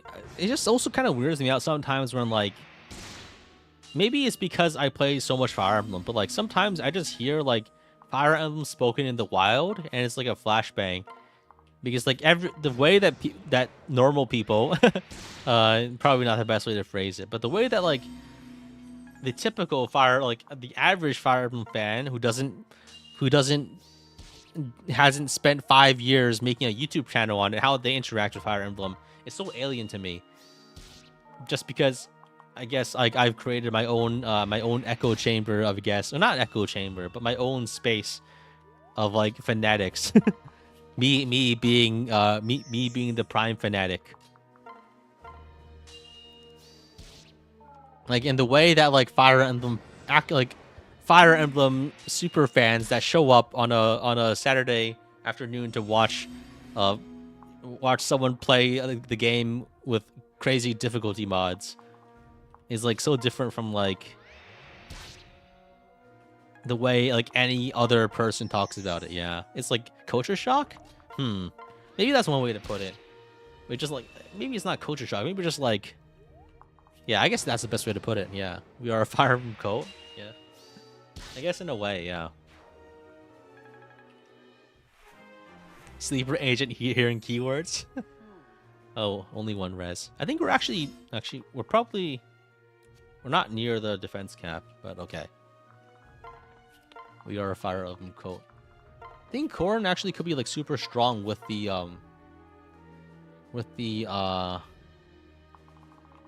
whatchamacallit, with the Dragonstone Plus. We don't get that until, like, chapter 20, right? Or is it earlier in this route?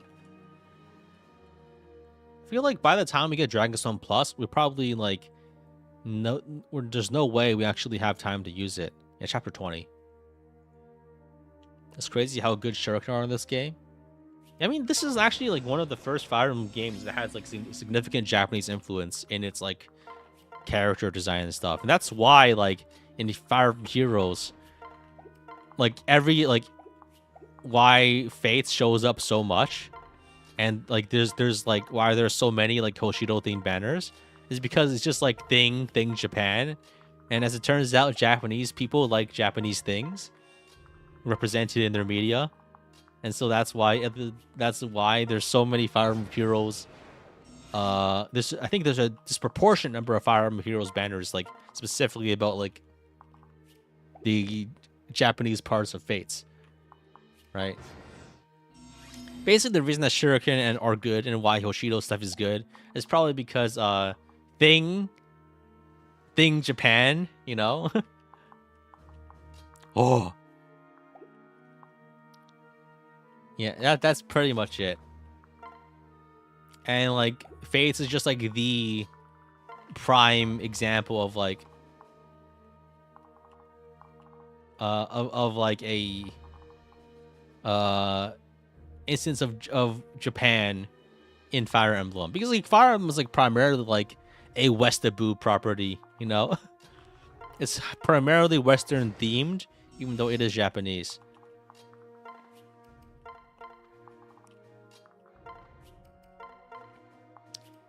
Can Xander get triple threaded by Hinata? Probably, but I think Hinata will die. So Hinata, how the fuck does he have so much defense? So Hinata has 20 defense and triple threat. Yeah, I could use triple threat here. I need to do the math to see if I don't die, right? So Xander does 41 damage. So to not die, I need to take 27 damage. So I need to drop him down to 9 damage.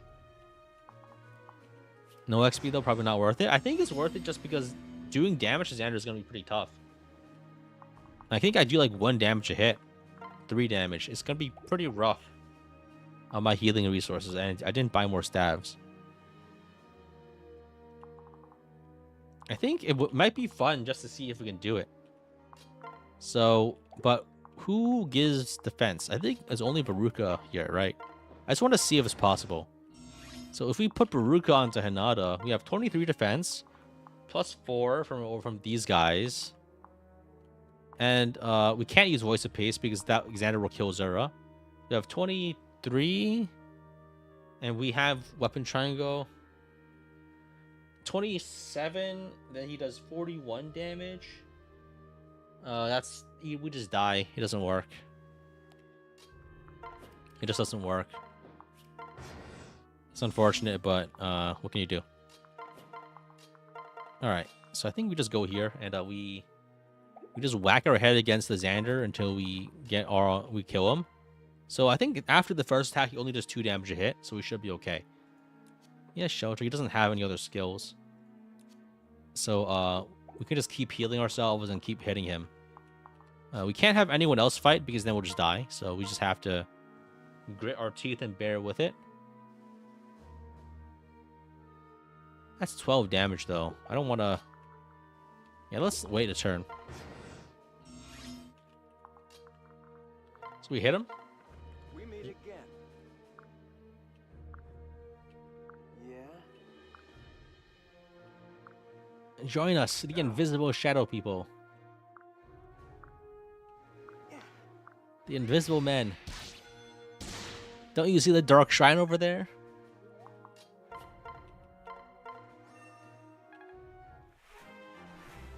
Zura calls her for free healing? Yeah, I could do that. Oh, Sakura was actually really close to leveling. I should probably promote her soon. I almost forgot about that. I don't think I have an extra master seal on me right now though. So I need to get one. Do I have one in the convoy? I do not. I guess I'll just do it after the combat. That's fine.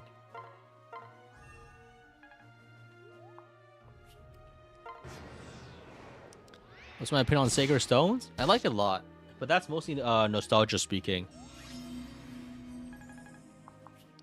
But like I feel like I've played it enough that I'm kind of like just tired of it lately. I've modded it too many times now. Like I'm all tapped out of like GBA Fire Emblem. I think like Fire Emblem Sacred Stones is like one of the prime example of like game that's actually not that easy. But people have already solved it to hell and back, so now it's always easy for anyone that's played it for like, because like any advice kind of like trivializes it. You know what I mean? There's a lot of parts of Sacred Stones that aren't like that easy, but common like skipping methods and chases that don't like whack you against the hard parts of the game make it easy. Now, did I start playing Fire Emblem? I got Sacred Stones in a sock full of GBA games that my grandfather got at a garage sale. Like literally a sock. There were a bunch of like just a bunch of loose GBA games folded into a sock.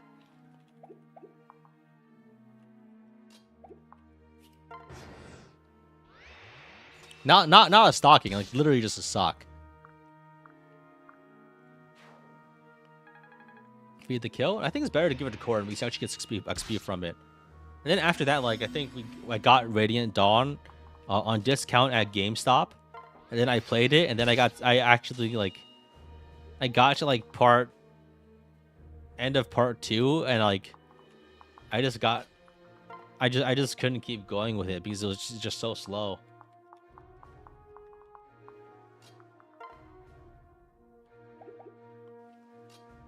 Then I got filtered. And then fast forward, back Fire Emblem Heroes came out, and I got it, and I got into it again.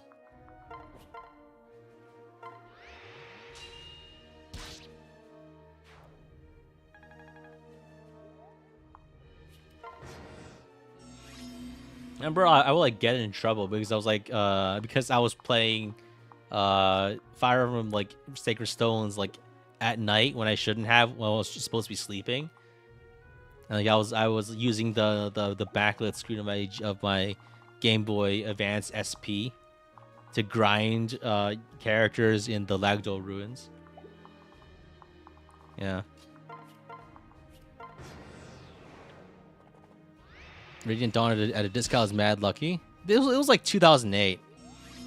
It was prime, like, I don't remember. That might not be the exact year, but it was like prime time for like when people actually didn't like it. Where it didn't have the cult following it does now. And when it was actually like being sold actively.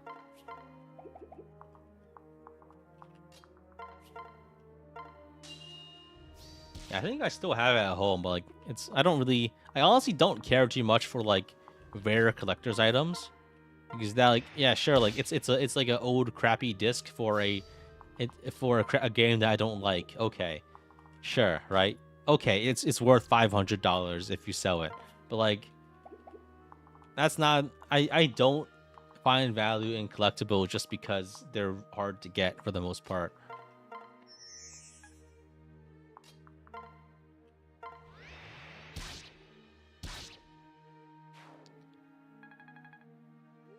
I'm also just generally not very much of like a collectible kind of guy. That might be part of it. If you had to name one thing Three Houses did best in their franchises, what would you say? Being popular and getting people talking. I think that's very important for like a game like this, because like the discussions that people have like matter a lot towards like the quality of the game. And the fact that Fire Emblem Three Houses was so effective in getting people talking about the game is commendable. Mechanically, I think the game is trash and garbage. So, and I have very little positive to say about it, honestly.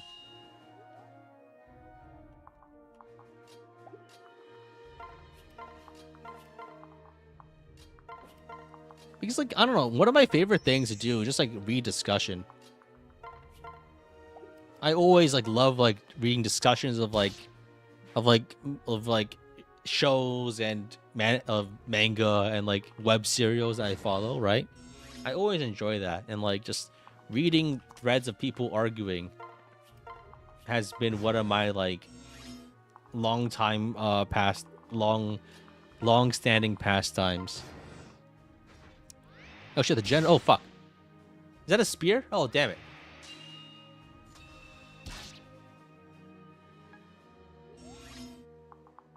That's a terrifying general. 37 damage spear. Holy shit, I gotta run.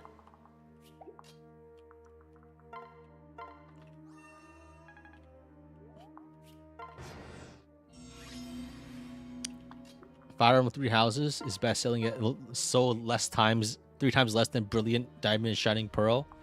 Well, I don't know. I feel like when you compare anything to Pokemon, anything will look bad, right? Because Pokemon is like the franchise. And sure, yeah, Fire Emblem isn't the most popular series ever, but that's not a reason. That's not a bad thing. These guys can't move out of these walls, so it's fine here. No, like all of, like the sales discussion really annoys me. Because like it's like, I don't know. Because it just invades discourse without actually having anything interesting to say. And if you're like a sales poster arguing about sales, I hate you. I think you're really annoying and I want you to go away.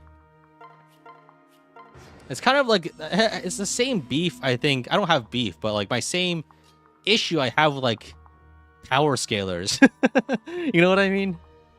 Where they're just like, they're like an invasive plant that invades other communities and like consumes all the oxygen.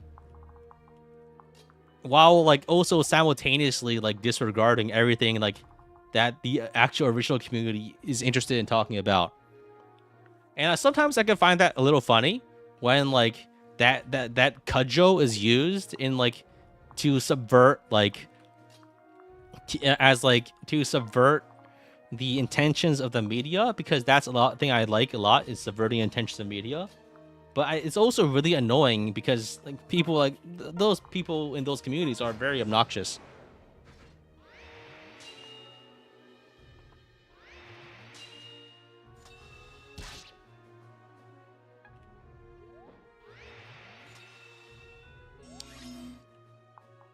Basically, like something I think it can be funny when it's something I'm not personally invested in, but like when I see the power scaling community and get involved in anything I actually like, I think you would agree, everyone would agree that like that fucking sucks, man.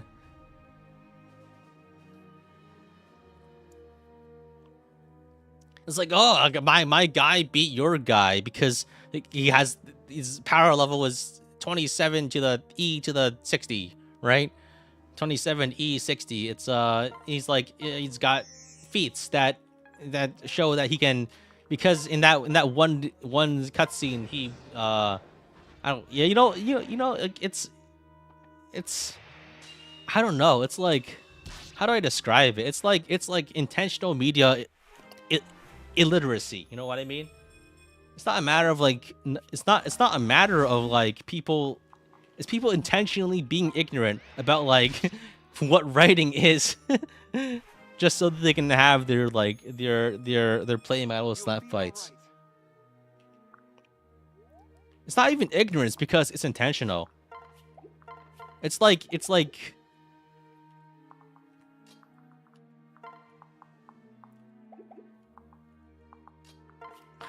willful obstinacy. I don't know. Yeah.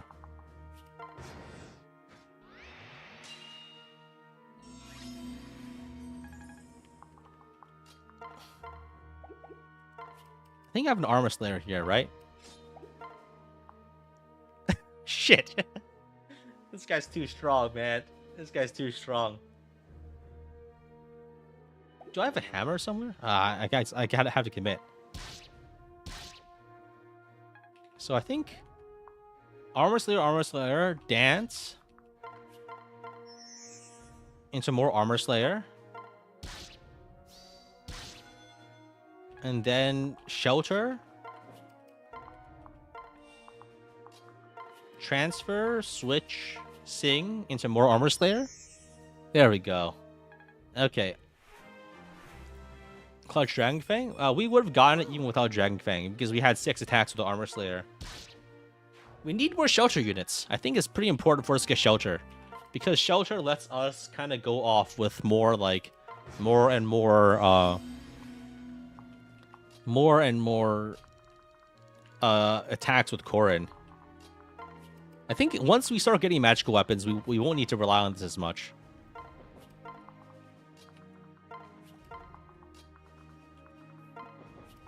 Yeah, I don't know. Like my annoyance with the power scaling community is also just partially because like I used to read a lot of media that kind of had those people like heavily involved, where like it's kind of like not really the point of the original work, you know?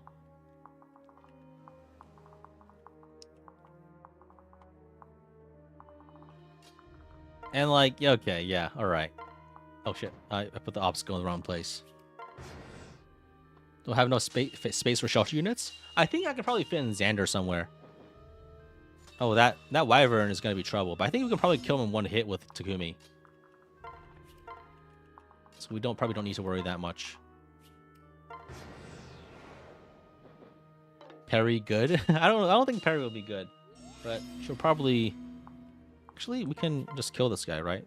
Actually, yeah, we can just have Takumi kill the other flyer over the wall because he'll attack with his hand axe. Oh, he doesn't have a hand axe here. Never mind, we're fine.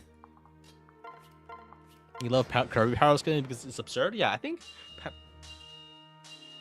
sometimes I find power scaling humorous because it has its own set of rules that are alien to any media it encounters. And I think applying other media standards to something where it's completely inappropriate is pretty funny sometimes. But like, some people take it a bit too, like actually taking those too seriously. And then that just really annoys me.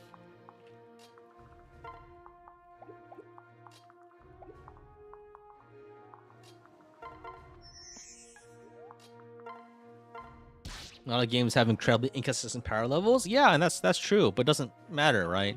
I don't like consistency isn't the be all end all of media.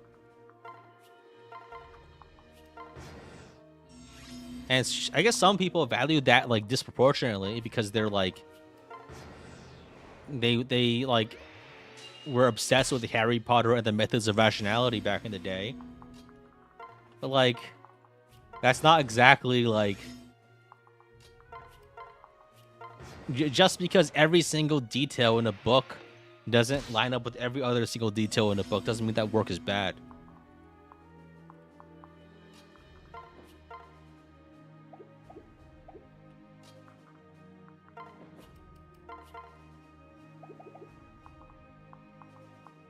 All right, let's.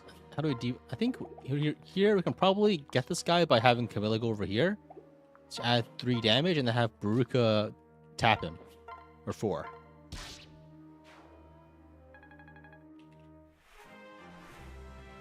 We pulling up fanfics. All right.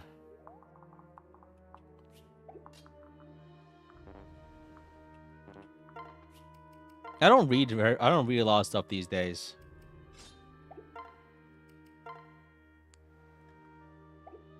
Unfortunately, or fortunately, maybe. Oh, did you not see anyone in the death counter? I don't think anyone's died yet. I mean, I guess that's why, but the reason is mostly just that I kind of need my characters. You follow the Stanley position. Whoever writes the battle is whoever the writer wants to win. Yeah, I mean, I guess the issue can be when like the writer doesn't do that well enough, and then people get mad, which is probably what bore like the rationalist quote unquote positions in fictional media.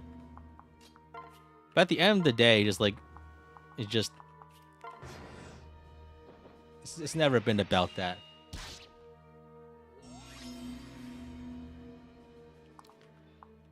All right.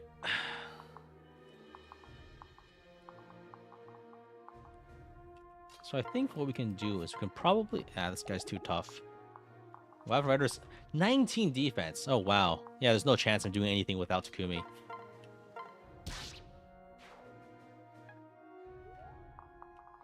Maybe you're a contrarian, but you like the runs that don't rely on you feeding your whole army to the meat grinder.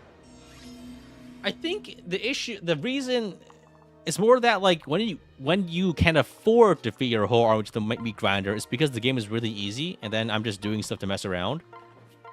There's been some strategies I think that were very interesting in having tactical sacrifices, but like that's not really something. That's something you only do when you can afford to.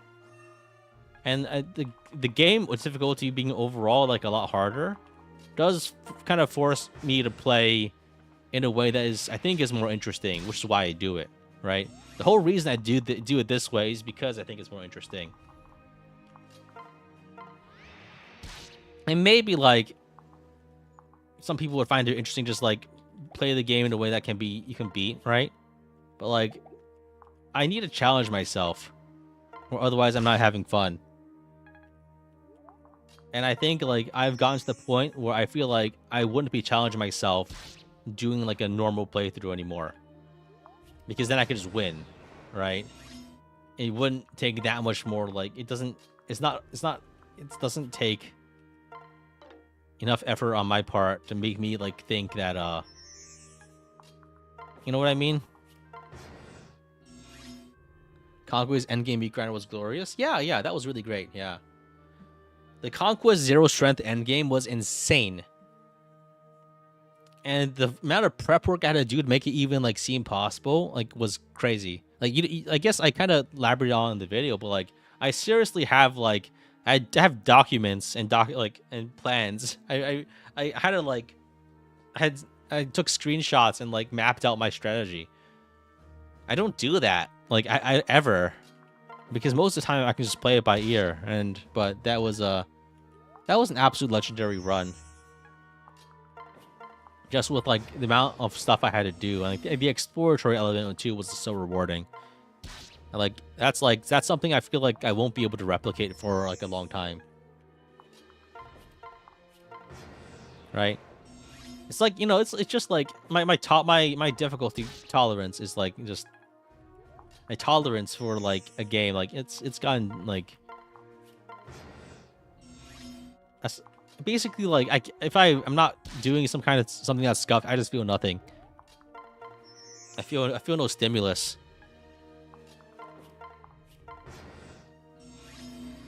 You miss bad mic quality, Excelblem? I can always whip out the old like $30 five fine mic if you wanna hear scuff.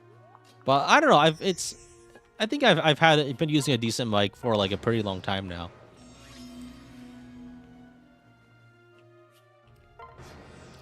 Yeah, I don't know. Like I think the issue with like the KMU style is like it kind of only really worked for Fates, to be honest, and the other games is not really like super suitable. And also just like it's a little repetitive. It was fun. It was innovative for the first time, I guess, but you can only really execute an idea maybe 2 or 3 times before it gets the same idea before it gets old. And I think this like after, yeah. The issue with KMU is that the internet has infinite money and will always kill everyone. I guess depends on like, I guess for me, people would do that because people like enjoy my work, and like I guess when I did it, like people were like had been enjoying my content for like years, and I guess wanted to give back, right? And so people were very generous for that. But like if like you started up a KMU, I don't think like and suddenly I don't think people will be very super enthused to do it, right? But like, yeah, I guess in my situation, like I was like simultaneously blessed and cursed with how many people wanted to be involved, which was like good and also bad, you know.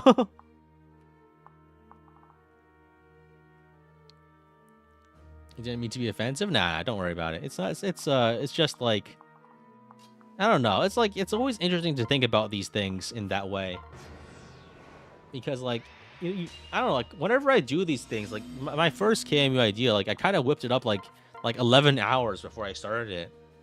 And so like I feel like my best ideas are ones like whipped up in like a frenzy of passion without any thought about how it will go. Because I figure like if I like think too hard about it, I'll get cold feet and not want to do it.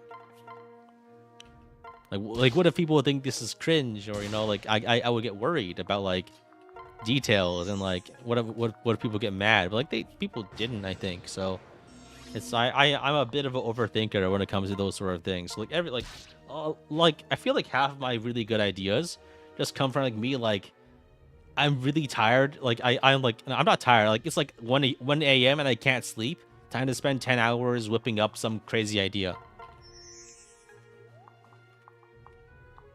That's like most of like my like good video ideas, honestly. I think okay, let's see. This guy does 20 damage. I think we can probably bait with Takumi here. And he should live. Oh, he dodged. Okay, great. Turned off your cringe inhibitors. Yeah.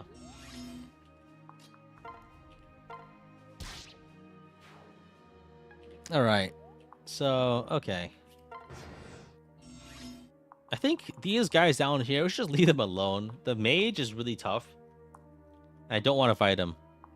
So we can, I guess Felicia could duel him, because she has Tomebreaker, but I don't want to, I'm not sure if I want to count on that. Yeah, he's 107 hit. I think if I switch to a lance, I could probably do it, actually. If I have a lance somewhere. Felicia could probably solo him for a for a good amount of XP. Okay. So I think we just have Baruka do some chip damage here. Damn but the higher a character stats go, the more they can't be killed off. The issue with a lot of challenges that like you can't.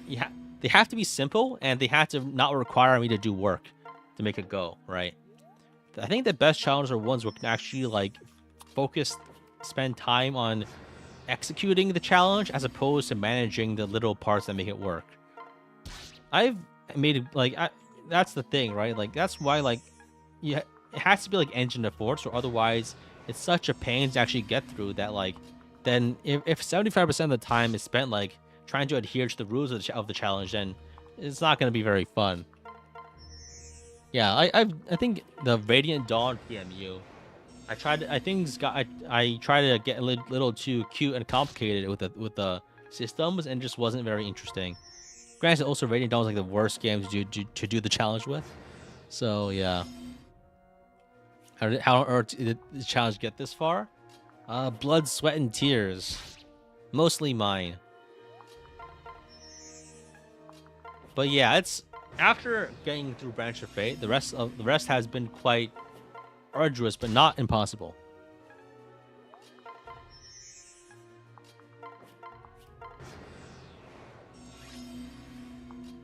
Have I ever done a low level challenge where you must deploy the lowest level units? I don't think I would want to do that. Because a lot of my challenges, I don't want to like arbitrarily enforce some kind of unoptimal play. You know what I mean?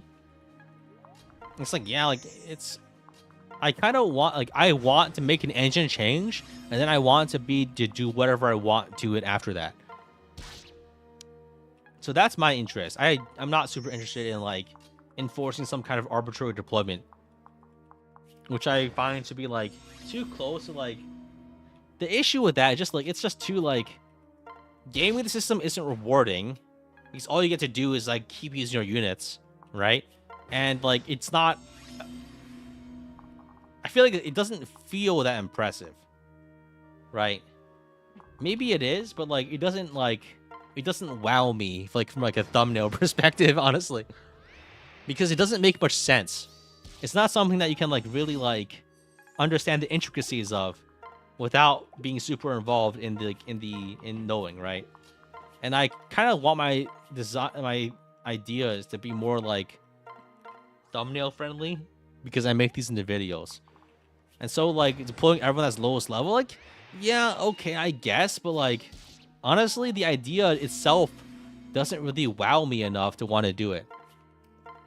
You know what I mean? Like, I guess that could be interesting, but like, is it? I guess maybe if I think about it, it kind of is, but like, then I kind of like had to think about it. That's the thing, right? Like, it's mostly based on like my vibes for whether I think like it sounds cool. And it doesn't, honestly, the idea doesn't sound cool enough to me. Maybe that's like, yeah. I think I'll probably enemy phase this guy this turn.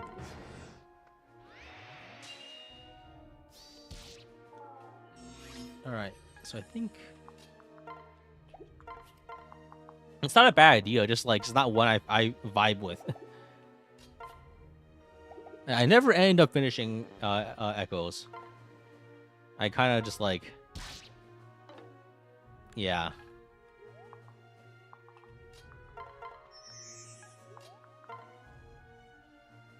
I think I can probably get him. So I attack this turn. I get shield gauge, and then I can survive his next hit anyway. Because you don't get debuffed when you block with shield gauge. That way he can't like one-shot me or anything. Yeah, I guess it's also like I had the other cool idea, which I think was Conquest Zero Strength, right? That's when I stopped doing echoes. And I think Conquest Zero Strength was like probably one of the best runs I've ever done, both in terms of like me having fun and also being a cool run. Actually, no, that was after Conquest Zero Strength. I think after that I did Birthright's 100 crit, which actually wasn't as interesting, but it was still fun enough. Yeah, sorry. Like I'm getting my sequence in orders like mixed up here. You have to admit Echo's presentation is best in the series. I don't have to admit anything. I think Fates is better from a an interface standpoint and like game flow. That's I guess that's just me redefining what I think what I want from presentation though. So that's just me like kind of like ducking out of the answer, I guess, or redefining the framing of the question. Not a question, but the statement. Basically, I'm just like no because because I like Fates better, basically. But the interface of Echoes isn't as good as Fates. Fight me. And the interface is it's because it's tied directly to gameplay, and because Echo's gameplay isn't as good, its interface can never be as good. If your game has me walking around a dungeon, hitting skeletons for coins, you cannot tell me the presentation is good.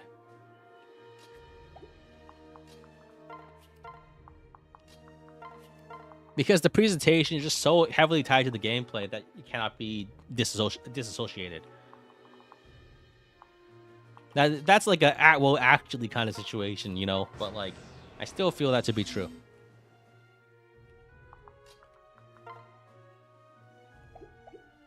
Yeah, I mean, I guess like you know, like I think like animation wise and everything, it's about on par with Fates. And I guess the voice acting's better, but like that's not important to me. The parts of the presentation that I vibe with, Fates, is about as good or better. Yes. And the parts that where Echoes excels in presentation, I personally don't care as much about. Basically, is what I'm trying to say here. The very specific part, like it's. Yeah, so just because you like Fates doesn't mean just because you like parts of Echoes doesn't mean that every part of Echoes is like better than other parts of other games. Okay, and that I don't know, it's not really an argument, but like I don't have to admit Echoes is better than something I like because it's not, it really isn't necessarily. Did I say a while ago that Takumi shouldn't give him so many levels? Yeah, but I don't have a choice, right? Like, how else am I gonna kill Scarlet without getting killed by Ryoma, right? The fact is still that he's my only bow user, and he's the only one that can do damage that's not Korin and isn't chip damage. So I have to use him. It's unfortunate, but like eventually we'll get those 3 points of damage back. You don't need to kill her, but like I want the XP. You didn't mean to admit literally? Yeah, but like I'm just it's not about what you're saying. It's more about me using what you're saying as a launch pad to yap about things, right? Don't take it personally. This is how streaming goes. You either make up a guy and then argue a straw man against them, or you take a guy and then you misrepresent what they say to say what you actually want to say. That's the game, you know. That's how streaming goes, you know. It's not a conversation. It's actually not a conversation. The point is to just find a reason to talk, honestly. Oh shit, they're moving at me. That's bad. Oh, I guess I think what I'll do is I'll go into this area and seal myself inside. Actually, no. I think I shouldn't have unlocked the water. And I should just go and try to kill the boss now. These guys are scary. I don't want to fight them. Unless there's any treasure I missed. No, I think I'm probably fine. Actually, can I take these guys? Can I take them? So I have, how many obstacles do I have? I have 1, 2. Can I pick up more? Can I grab more obstacles? There's some down here. Can I make them? Can I make it in time? Yeah, actually, I think I could block myself off if I really hurry. I have Gunter go down here to grab an obstacle. I have Camilla go down here. I have one obstacle here on Caden and one on Corrin. I think I just use the terrain here to try to make myself another choke point. To try to separate these guys.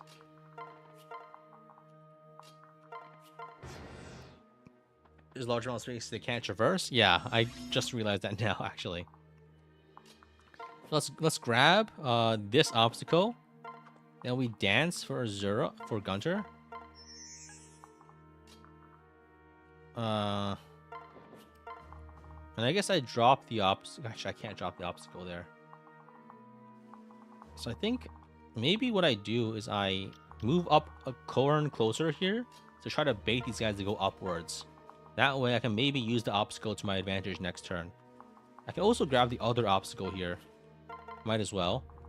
I think I drop my units to get more movement flexibility next turn. Move Sakura down here. Alright, let's see how this goes. The boss is easy because he has a hand axe. I think it should be okay. Yeah, okay, so the diviner moved away. The Onmyoji moved away. Now we need to deal with this Master of Arms, which actually is going to be pretty tough. I think we can probably get Takumi into range to fight him. We put Takumi onto Ruka, and we'll see how this goes. Can I kill him? Oh no, this guy's strong.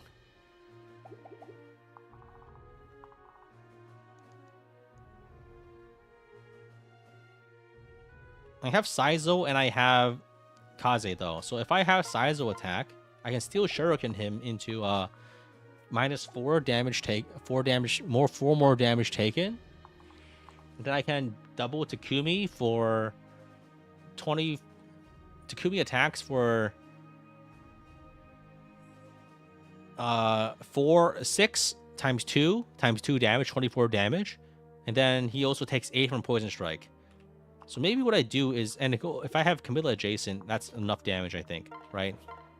So, okay, I attack with Fujin Yumi 2x2. So I start with a Saizo attack to poison strike him. And then I can attack with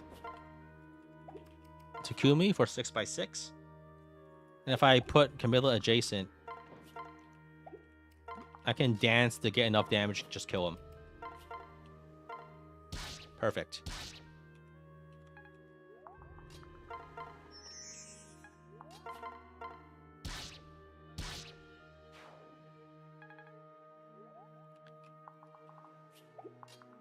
Oof.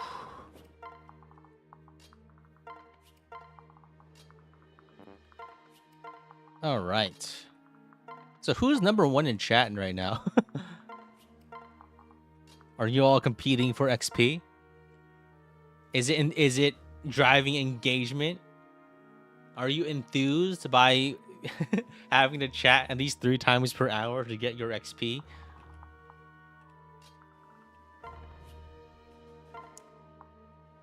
Will YouTube meet its interactions per minute requirements for adding this feature, or is it still useless? You don't like seeing the number? Trying to do a 0 XP run? You love experience points? Yo! Yeah, the whole feature is kind of dumb, isn't it? So here I have a shield gauge. So I think I can probably just kill this guy, right? So if I attack like this, I do 10. If I attack with a Camilla adjacency, it should be enough. Like I can attack shield gauge and I can dance get the kill. Yeah, so I put Camilla over here. Takumi attacks. Blocks the crit with a shield gauge, or he just kills him. Okay. And then, yeah, we're good. Got the kill here. Where's Baruka? Oh, they're all paired up with other people. Are seal skills worth it in this run? I think it's worth it. I hope it's worth it. I think I'm getting most of my debuffs from daggers right now. And seal skills can be worth it. The main issue is that you don't get them early enough. And they're not... Honestly, compared to daggers, they're not that much more of an advantage, right? Like seal defense is like 6 minus a 6 debuff, but then you have to use a Rochi. I have to use a Boro, which who isn't as good as like a dagger unit, because like dagger units do poison strike damage, right? So like they're good, but they're not as good as just a dagger most of the time, and so it's hard to use them. A seal defense stack with a dagger. Nope. Debuffs don't stack. Only the strongest one applies. The only way to get more is like inevitable end or through like personal effects. Like I guess your own personal debuff, like from like the Hagakure blade or something. I'm not sure why I use that as an example. But like applied during battle effects don't often stack. Because if they did, that would be kind of terrifying, honestly. You can maneuver seal defense onto an archer. I think the amount of effort that would require is excessive and also not very necessary. And sure, yeah, I guess like the idea is nice, but at the same time, it doesn't really afford me much benefit. So why do it, right? It's more debuff, and that is valuable, but it's not valuable enough to dedicate so many resources to. Yeah, let's just kill this guy. And while promote Korin? Oh, Korin's already promoted. He's a Nor Noble right now. He's actually getting very close to Draconic Hex. So I think once I get Draconic Hex, I'll probably reclass into General and start using try to use a Boat Naginata.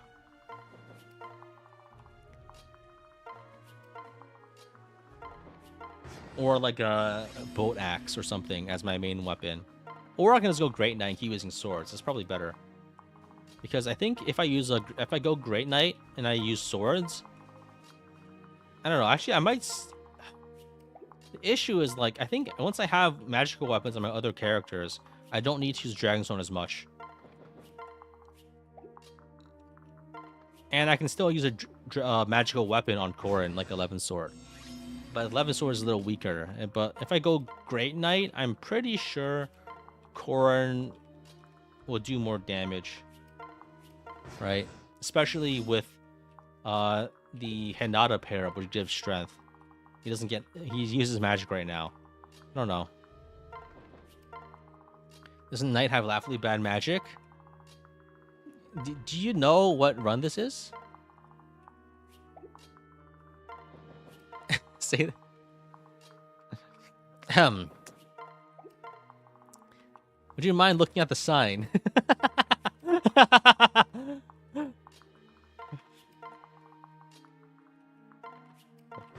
But yeah, normally it would be bad. But here, I've manufactured circumstances to promote gameplay styles that I think are funny.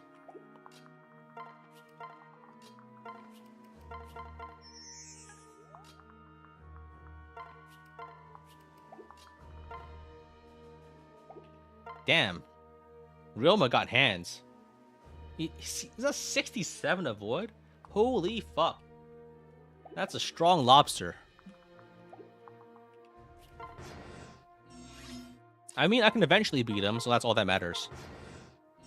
Also, Sakura can promote soon. Like right now, actually. I didn't bring a Master Seal though, so. Does he have Astra? I don't think so, but she still shouldn't kill me, even if he does. He doesn't have it. So, this.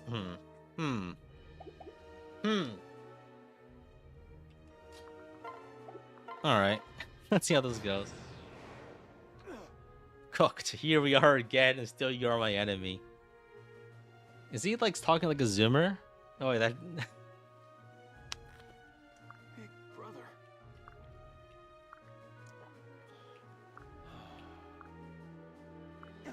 I'll finish this. No.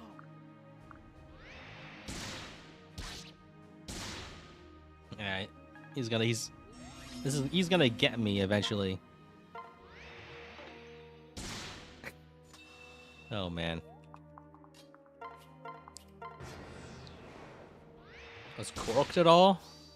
A thought for naming Corin? No. What does corked mean?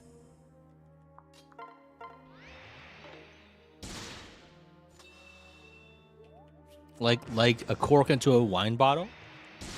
I'm not sure what's that supposed to mean. He's beating my ass. Help! Help me!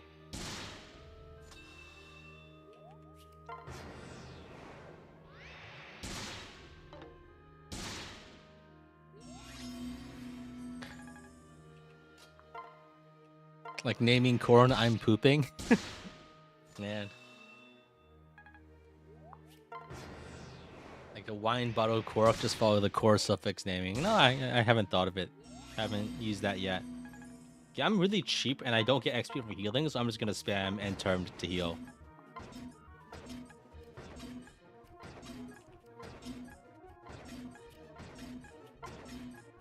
Mission failed. We'll get him next time.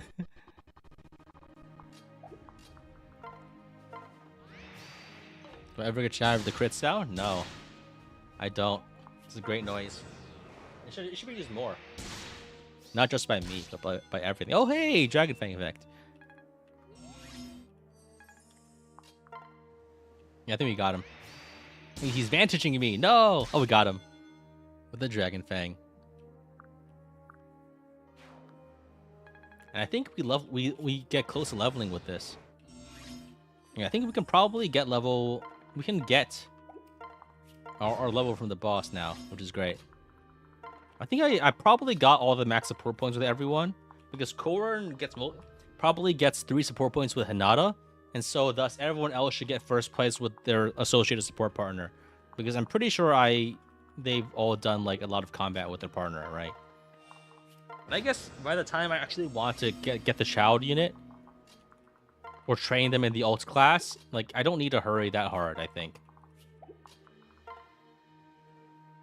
Yeah, let me get my support partners, my damage auras nearby, so this doesn't cause me problems. Maybe I should probably try to feed the kills to Felicia so she can get more levels, so she can get her skills and then go start popping off as a swordmaster. But we'll see.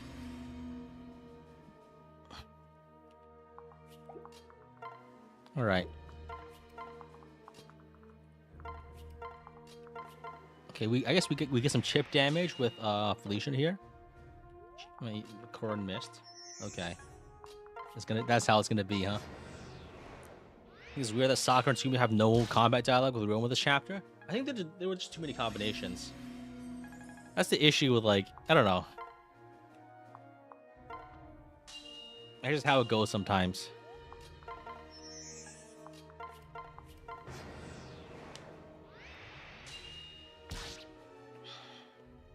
There we go. Camilla and Xander have one? You'll be all right. Oh, hey, there's defense. Hey, we got Draconic Hex. That's actually really good. Because now, we since he's debuffed, we can do a lot more damage with Felicia. Well, not... Actually, we still can't do any. Never mind. but we can get some XP.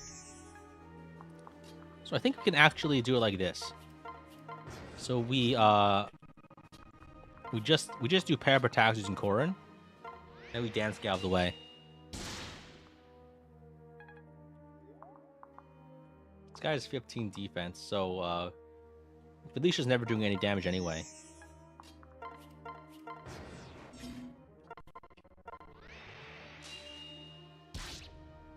Camilla personal, when Keaton pair up is enough for Felicia to do damage? I don't think so. This guy's like 16 defense. And with the Kadashi, she's got like 6 might. So it's not quite enough. I think Keaton pair was like 3 or 4, and then Camilla personal was 3. So it's not enough, yeah. Plus Draconic Hex. Yeah, but then I'll have to keep attacking with Corin. So that's a pain. We could just do 1 damage to the Corin pair up and get XP anyway. Isn't Camilla's damage true damage? Nope, true damage does not exist in this game. That only happens in Engage. Vantage. I don't think, let's get rid of, Live to Serve, since we don't heal anymore. I think we're probably running out of. This guy has run out of XP from normal combat.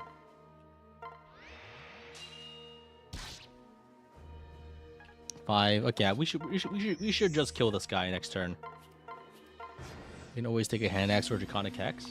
Right now, no, I can't. Because Korin doesn't do damage. Without the dragons. Oh, actually, I could. I don't know. He doesn't have the right class for it right now. Oh, actually, wait. Yeah, this guy does, in fact, use a hand axe. So he doesn't actually do damage.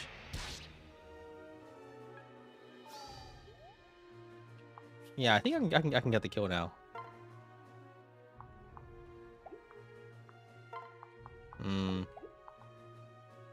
Never mind. Let's go and. Yeah, it's probably fine. Oh fuck! I crit him. Stole the XP. Oh man. I mean, the thing I was trying to say was that Korin didn't have X rank, so.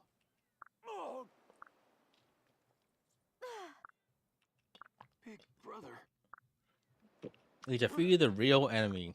Yes. You have fought the invisible man No. that you have yourself allied with.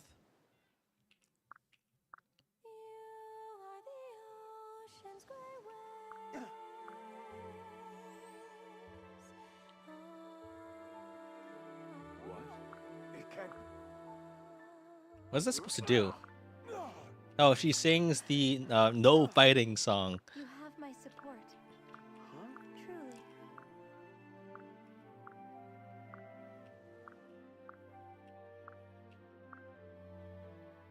No fighting. Big brother. Come to the bridge. I'm so sorry. Come to the bridge. We'll jump off. Yeah.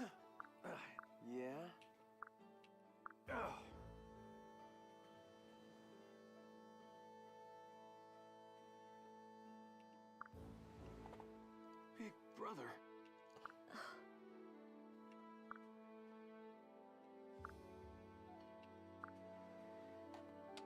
Oh, hey. Luigi Jacob with a $10 super chat. Thank you for all the entertaining videos these past few years. Thank you very much. Thanks. Yeah, yeah. I see your super chats every now and again. I do recognize the names, even if I don't like say them out most of the time. Yeah. Oh. I mean, like, generally speaking, if you guys are in the chat, I probably recognize who you are. I need to get better at like viewer interaction, but like I just You got something to say? oftentimes I stream because I don't have the energy to actually make a video. Listen up. Oh hey, there's Scarlet. Oh my. Ah. Yes. What? I'm sorry, I don't know anything about dragons. Why don't you ask the Rainbow Sage? Yes.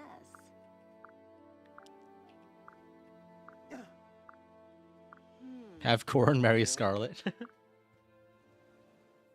I've already done that, so if I do it again, it's already gonna it's lost its impact.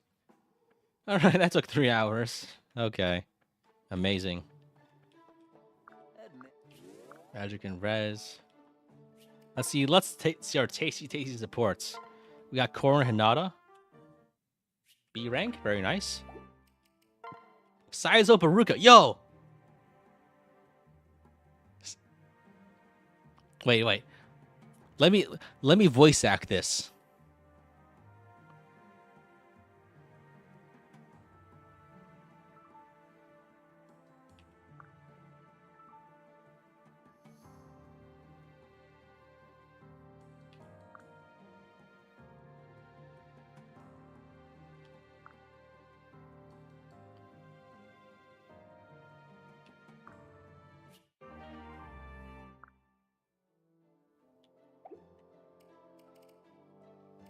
What do you think? Massive performance, am I right?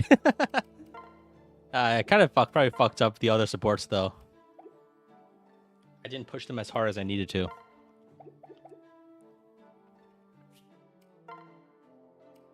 Who do we get? Who do we get on that chapter? Wait, do they join next chapter? We didn't get anyone yet, right? Actually, we got right. We got Caden and Keaton. Should we just make the Core and Felicia as support now? I've already like, or maybe we could do like Core and Azura, because I don't really think that this pairing will go anywhere, right? I guess we can actually we could do it to like, because we don't get a good class or from Felicia, so.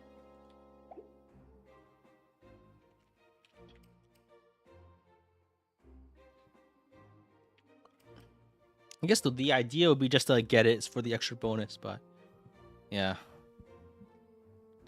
All right. So I guess private quarters. Let's see what support we want to push. Sizel, I guess. We already have the ninja friendship, right? Game crashed. Okay. This always happens. This always happens, man.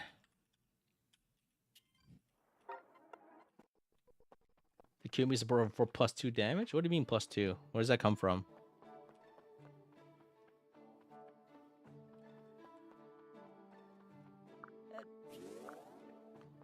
Oh, I guess for the C support, right?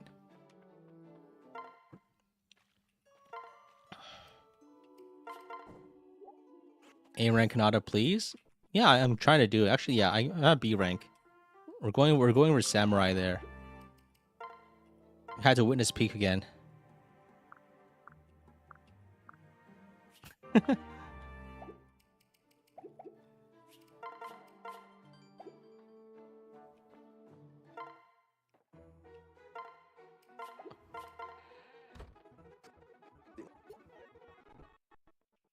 I guess support points? Yeah, hell yeah. Doesn't really matter, but it's nice, I guess. Alright, so... Now we can actually upgrade all our stuff.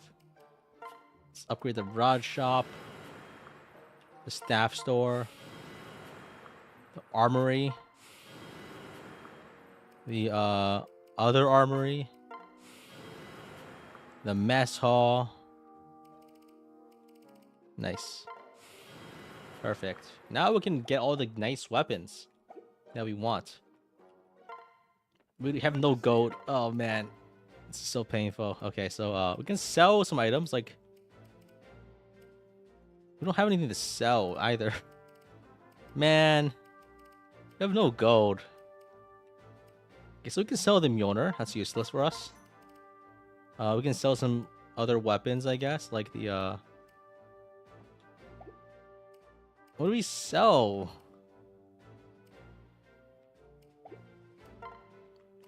Okay, first thing to get is absolutely the Levin sword. So expensive. We're so poor. Okay, we can probably sell like the crappier weapons, I guess, like the iron dagger. We will never use this because we need the extra damage reduction from the steel version. So let's get that Levin sword here for Felicia.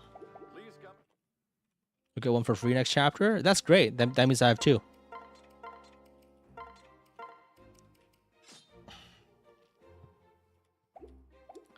So Levin sword here.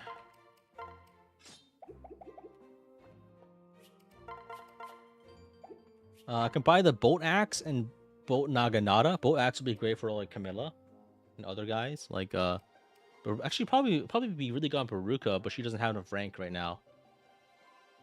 I guess probably Camilla because she can double with it.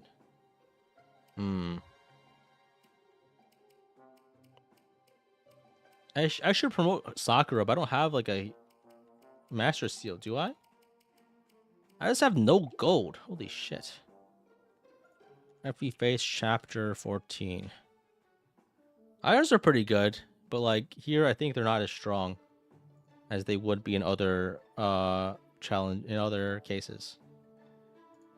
They're not the worst. They're not the best. Next is chapter 14 orders. Well, this is the one where we get like 6 characters, huh? When we get Silas. Silas will probably be pretty good because he can use shelter, and we might use him just for that. But it might be too long of a map to play today. But we might as well do some prep, right? Sell Wormslayer and Goddess icons. I think I'll keep the Goddess icons, but I will sell the Wormslayer. It is pretty useless. Like anyone that we could use Wormslayer on, we could just use bows, right?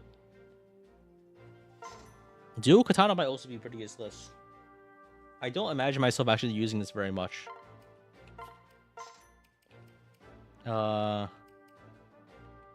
Iron Bow also useless. We don't have any bow users that aren't like a strong one, right? We can sell our vulneraries probably, but we should keep those maybe.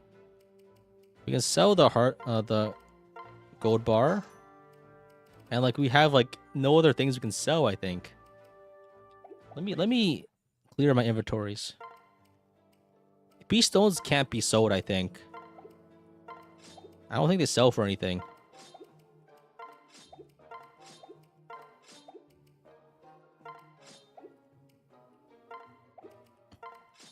You can buy more, I think, but you can't sell them. I think we could probably sell a Thunder Tome because we're not going to forge a better one. Maybe the...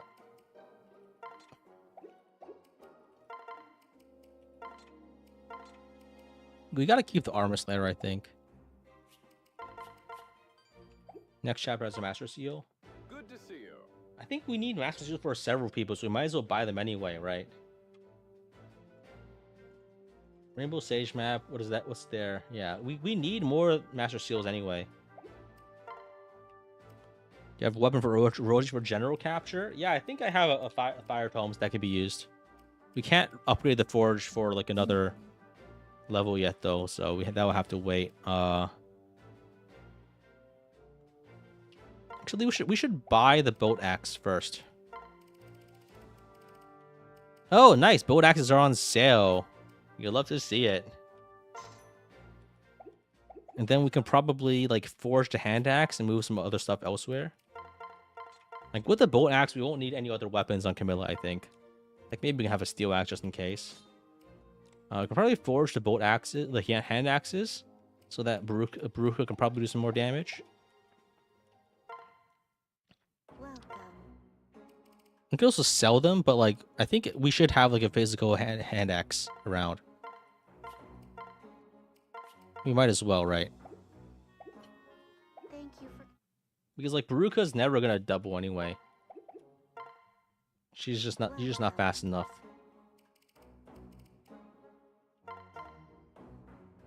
And like we don't need 4 hand axes.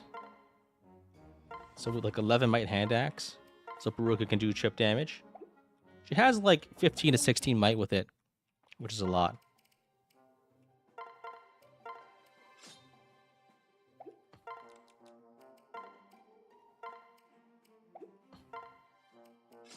You can probably sell the iron axes and the iron clubs. The iron clubs especially. The clubs are bad. Thank you. Good to see you. So we can sell the iron lances, I think. We can sell the brass naginata. We can sell the iron naginata, the brass club, iron club. We could I think we can buy a guard naginata too, right? But I think maybe it might be better to get a boat naginata. But do we have any lance users? I guess there's Felicia, but she's not really... We have like no lance users right now, so boat naginata will not be useful yet. Corin can probably reclass immediately or soonish. Well, Shido Noble, not very good, but Great Knight is like +4 defense.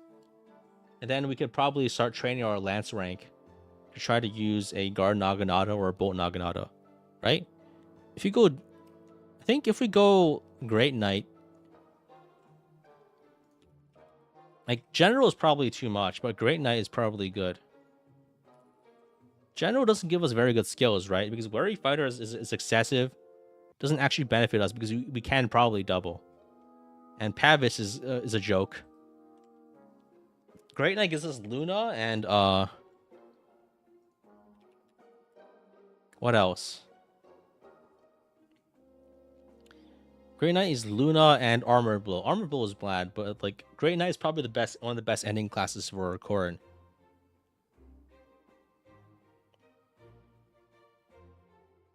The other alternative we have is like the Friend Seal Corrin into like a.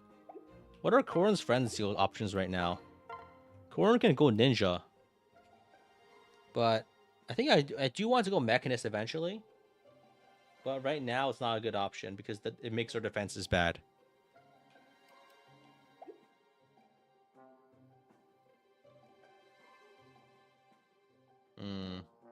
All right. I mean, I think I will defer the decision to a later date. I think that might be probably it for today, and probably for a while because the next few weeks I will have to spend my time moving, so I probably yeah. Thanks for watching, guys, and see you guys. What about the Flash game? Oh yeah, I could play that. Yeah, let me load that up real fast.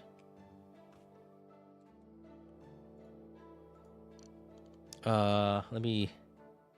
What was it called? Fire Emblem Flash game? Fire Emblem fighting game? It's actually really hard. Like I saw on Reddit and like some people were posting about it. Like it's like it's an old game made in Flash where you fight Sacred Stone's characters as Erica or Marissa.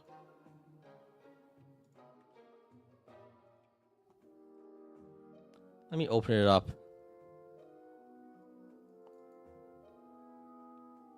Yeah, I think we'll close off with a Fire Emblem Flash game, and then we can call it. So give me a second. Let me load things up. Okay, let's window capture this thing.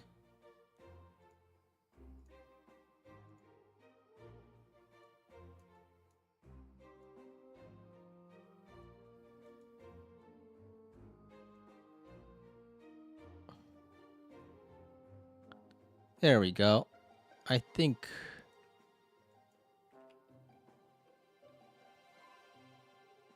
Nope, it didn't work.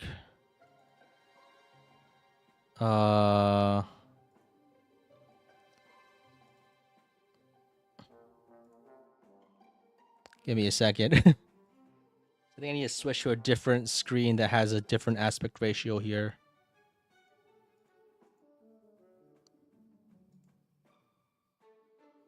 Whatever. I'll just overlay it on everything else.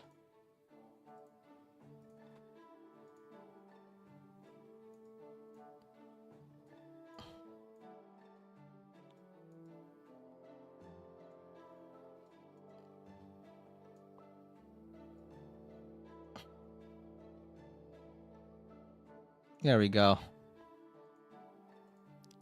So yeah, this is like it was on Reddit. It's just called Fire Emblem Flash game. It's scuffed as hell. Oh man, that's so loud.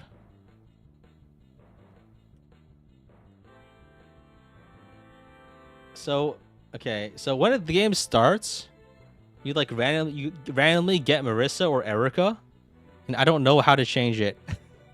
So I think, but I don't actually want to play Marissa because I don't know how to play Marissa. I only know how to play Erica on this one. Yeah, it's like an old Newgrounds game, something like that. Yeah, let me refresh this, boot it up again. It's so scuffed, holy shit. So I just keep refreshing until I get the character I want. Nope. It's actually surprisingly complicated. God damn it. Why do I keep getting the wrong character?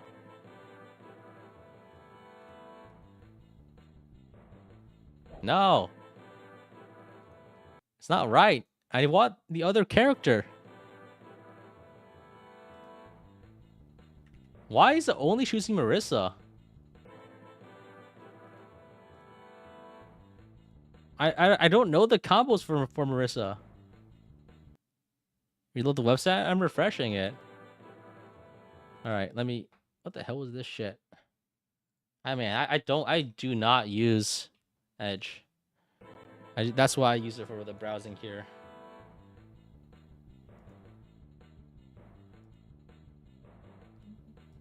All right, I guess we're. Damn it.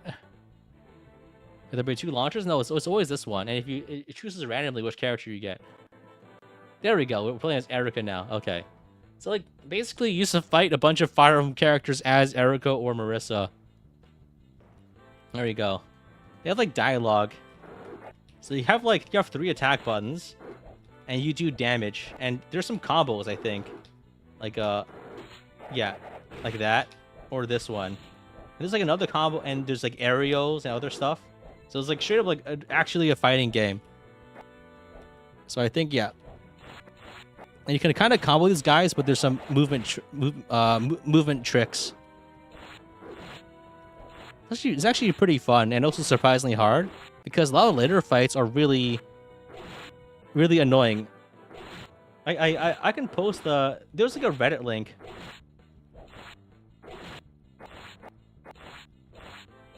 All right, Armor is pretty easy.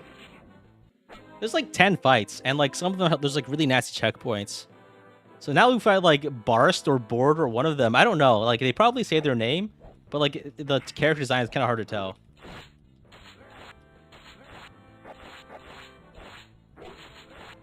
You can block by holding back, I think, like a fighting game. But like.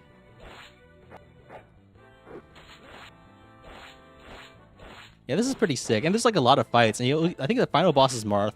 But he's really tough. I have beaten the game like before, but like, it's really hard. Yeah, weapon triangle should be easy. You would think. You would think. So we have Sita next, and she's actually like pretty insane if she corners you.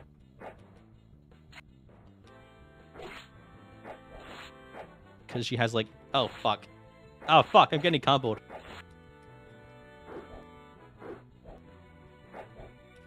God damn it.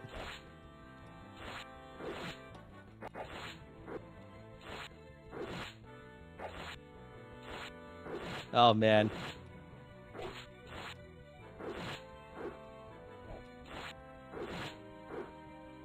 I gotta block. Okay, shit. Oh, she's gonna get me. Ah, man. Yeah, and then if you die, you go back to the last checkpoint, which is often like at least 2 or 3 fights back. I think in the early cases, it's like 3 fights back, but some of them, like the harder fights, you get refreshed immediately. Come on, down, left. The worst part is like funny thing is like that none of these combos are documented, so I had to figure these out by like randomly pressing buttons. Yeah. So I think one combo is like down left and then X, and one combo is like down left C, and those are the only ones I know.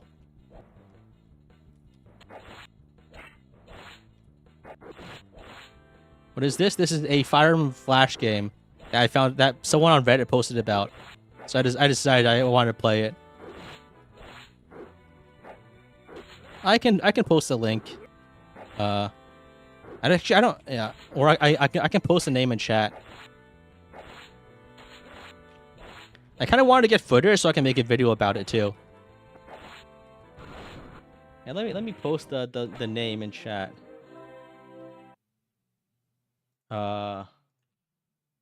This is gonna be in the recap. Maybe. I can post a name. I think that the search should be the first option that you get when you like search on Google. That's the name of the game. I think that's basically Japanese for a Fire Emblem fighting game. Like, not actually, I mean, not, it literally is just that. Right, Sita's next. Okay, so I think my trick that I figure out how to beat Sita is just use the anti-air attack constantly. Because Sita has a very tall hitbox. So you can kind of poke her from long range with that.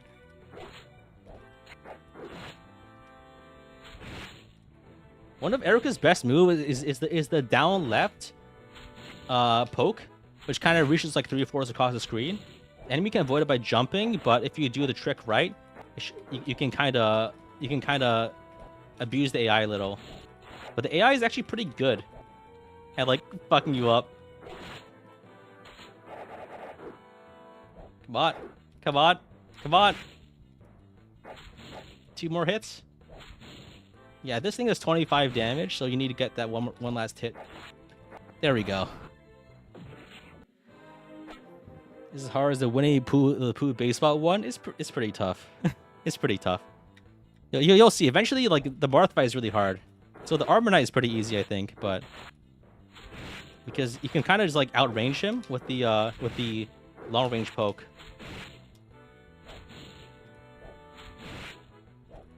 Or you can get up and close and personal because his attacks aren't very fast. Like you can kind of combo, but it's a little tough eventually because like you have to trap him in the corner, otherwise they get you could push too far away to actually do the stuff. Kind of like a fighting game, I guess.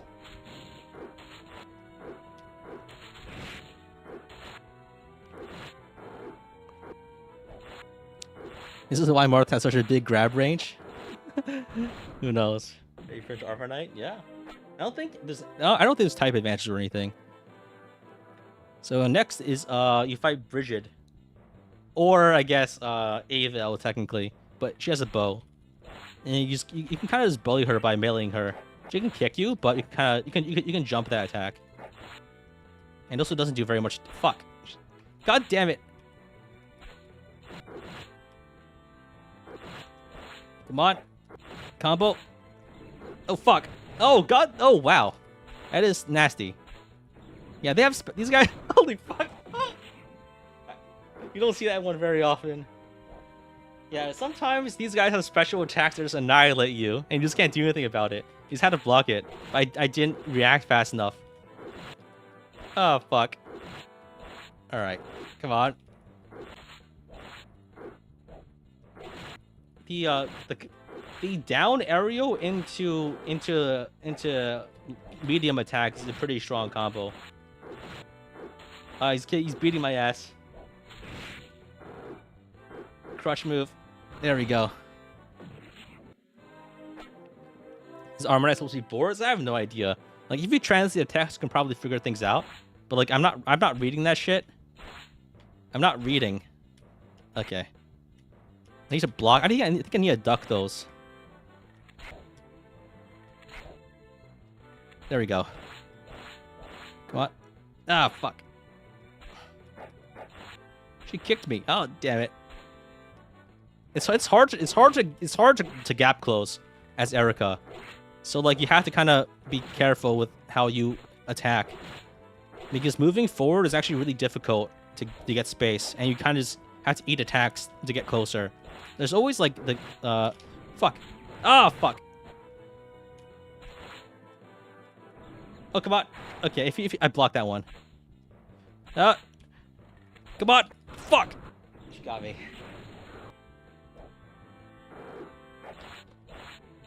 Like the first time I saw this, like I just spent like 3 hours trying to figure out how to beat it. I'm still not that good at it. Man.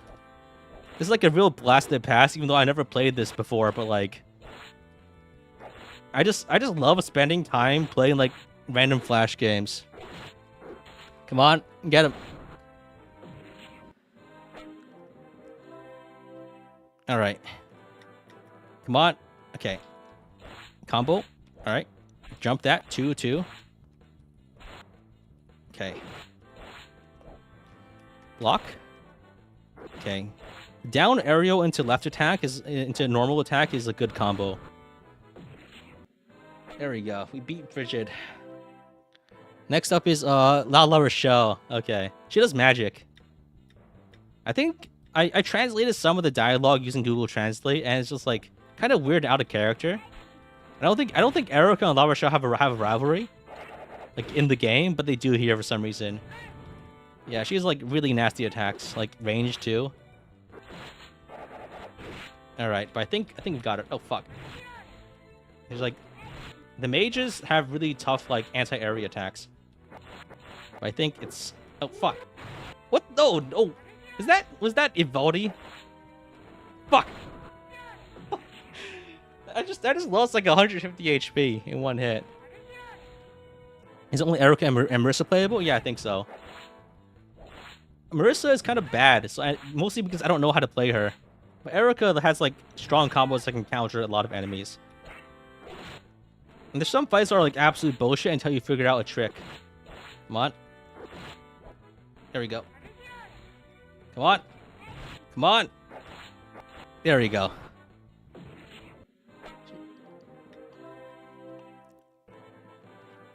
Next is like another axe guy. I think this one's Bars technically. Come on, come on. Heavies are normally pretty good in like stun locking some guys. Because like you kind of have to like you threw the axe. And sometimes like if you get lucky, you can kind of you can glitch these guys out and get them stuck against the wall. And frozen. That was an easy fight. Next up is Lilina. Oh man. This fight is really hard. Oh fuck. She aerialed me. And like the tornado, you can't jump it and you can't block it. Like you can block it, but like you can't block without moving backwards. And some of these attacks just chunk you for like 1,000,000 damage. Because they hit you for multiple frames and you get dragged with the item, with the projectile. Man, it's so fucked up. But like the worst part is that like there's like a three fight sequence of really hard enemies here. So even if you beat her once, you have to keep beating her, which is actually surprisingly difficult. Oh god damn it! Stop. And she has like attacks you just can't dodge if you jump into. See? I just like lost 80 HP from that. But I think I got her this time. Fuck. Damn it. The worst part is like Erica really can't gap close at all. Like you have to walk forward slowly, and if you jump, you're vulnerable. Fortunately, Lilina is very comboable, so you can kind of like do stuff and make stuff happen. You kind of had to predict some of the jumps and try to aerial, so you can anti-aerial her. There we go. We got her. Was Bridger hard? I think she's pretty easy, but I just messed up a bunch. Next up, you fight. And for some reason, Marissa blushes when talking to Erica here. Here, yeah, you see, they in Microsoft in Macromedia Flash, which is probably what this was made in before it was Adobe. They took a red oval and put it over Marissa's face. But then you fight Erica's clone, which is like really bad because Erica spam is the zoning move. And she has this arrow move that I don't know how to pull off. Like, if I knew how to pull that one off, things would probably be a lot easier. Fuck. She's so fast. And she has the same zoning move that you just like kind of block on reaction.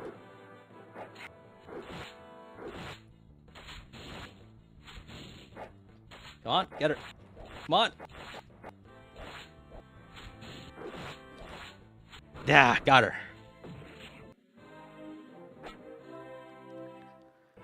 I'm trying doing DP and light. Okay, then you fight Marissa without like immediately, and she can just like kind of combo you. I think the trick I end up doing is like just if she whiffs, just poke her. Otherwise, just keep blocking.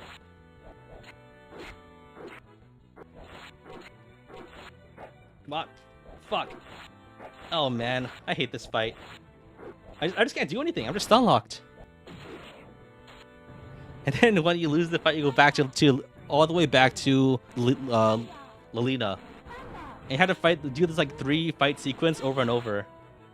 Because like Lilina is such like a RNG fight. If she chooses like moves that zone you can't do anything about it. Like you see, you just can't do anything about it sometimes.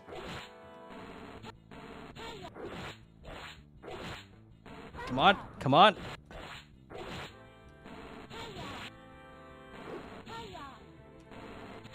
Come on. Got her.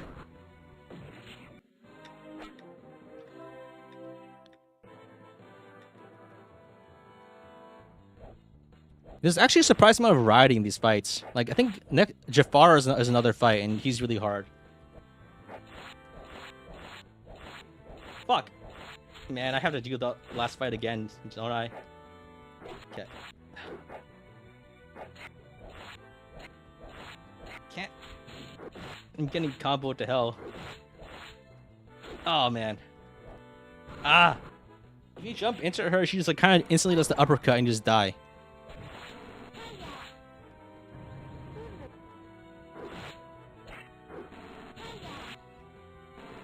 There's like so many tricks you kind of need to know how to actually beat this like 2003 Flash game that I found it very interesting actually. Like, it's just like learning. There's like supposed to be like a combo list, but I don't have that, so I kind of had to like figure it out as I go, which was pretty fun. There you go.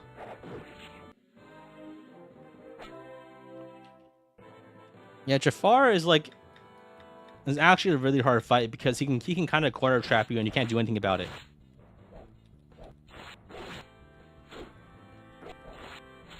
Shit. Okay. Gotta block her zoning attacks because she loves to just use them. And you can, yeah. You can also kind of like try to predict a jump and then anti-aerial her, or try to like counter the zone with your own zone. Like that. Because, yeah, if you stay just barely out of range. You can also counter a close range zone with an anti-aerial. There we go. This is actually a really fun Flash game. I do like it a lot. So Marissa, I think the plan is to I just block, and then whenever she whiffs or something or has a pause, I just use light attacks.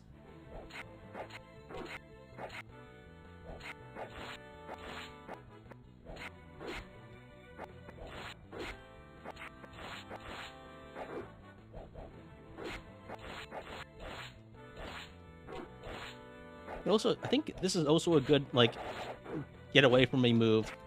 The first special attack. Like a lot of the enemy attacks have surprisingly little like block stun. Oh fuck, anti-aerial. So it's very easy to get comboed here.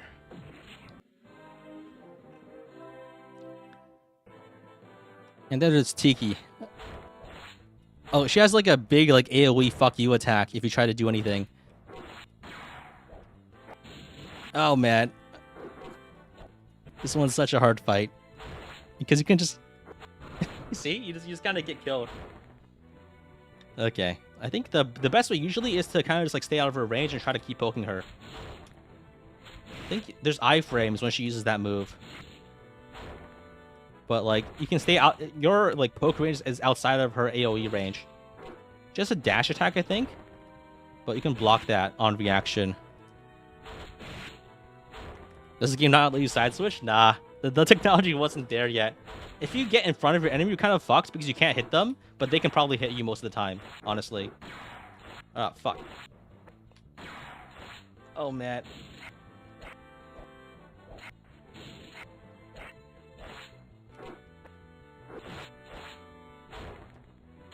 Your mobility like is actually really bad compared to most of the enemies. Okay, alright, she was gonna use an ult. That happens a lot when enemies go on low HP. I bursted her down, so I don't need to deal with it. Next is Camus, I think. I think it's Camus. But he's tall, so you can just kind of keep hitting him with anti-aerials, even when he's like not jumping. And your anti-aerial is your best move because it's fast and does a lot of damage. It has like a lot surprisingly good range. Oh fuck. You can jump that? As you can see, like the horse is really big. I remember like I think in the dialogue he says something about the Grustian Black Knights, which is like Camus. But like come on. Come on. One more. Yeah, we got him.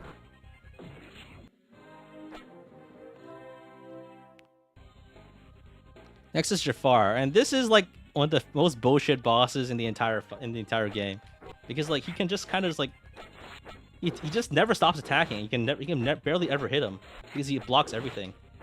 Well, actually, then this is a much better fight than normal. I'm getting him with the anti-aerials a lot more than I should. But like he's just trapped in the corner, and he has those dash attacks that make him invincible. And he blocks like nearly every attack unless you're like you catch him. Fuck.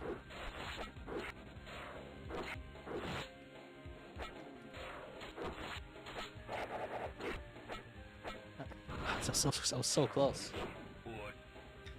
Yeah, so he also has like the edgelord like wait until you attack first move, so you actually have time to set up.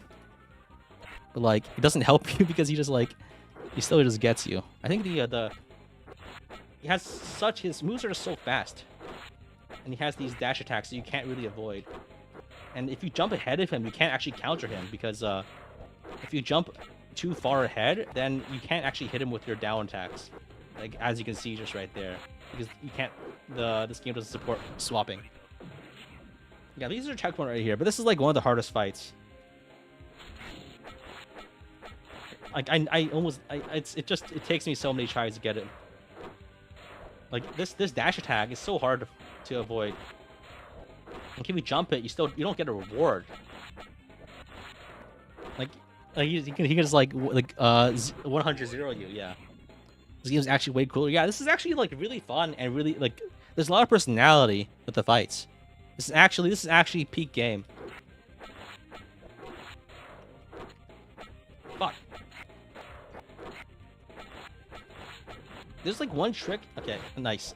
If you jump at the right time, you can counter a dash with a down aerial. And if he jumps in, you can also counter him with like anti-air. Even speaks too. The other cheese strat is just keep spamming Erica's first special, which is like the rapier flurry. But like it's hard to get spacing for it. Okay, got it. Got it. Nice. And if you counter it right, just before he uses his dash move, you can hit him with everything. Like, but you need space for it. Okay, I got it. Hell yeah. Okay, I think once he starts flurrying you and hitting you like this in the corner, you just can't do anything. So you just have to wait for opportunity. I need to wait for him to dash. Got him. Yeah, let's go. Oh, like, the only reason that looks easy is just because, like, oh fuck, that's Ira. Yeah, she just hits you with Astra. The only reason I did that, like, within, like, 5 tries was because I fought him, like, for hours. Oh, fuck. Okay, fortunately, Ira is actually not that bad to fight, I think.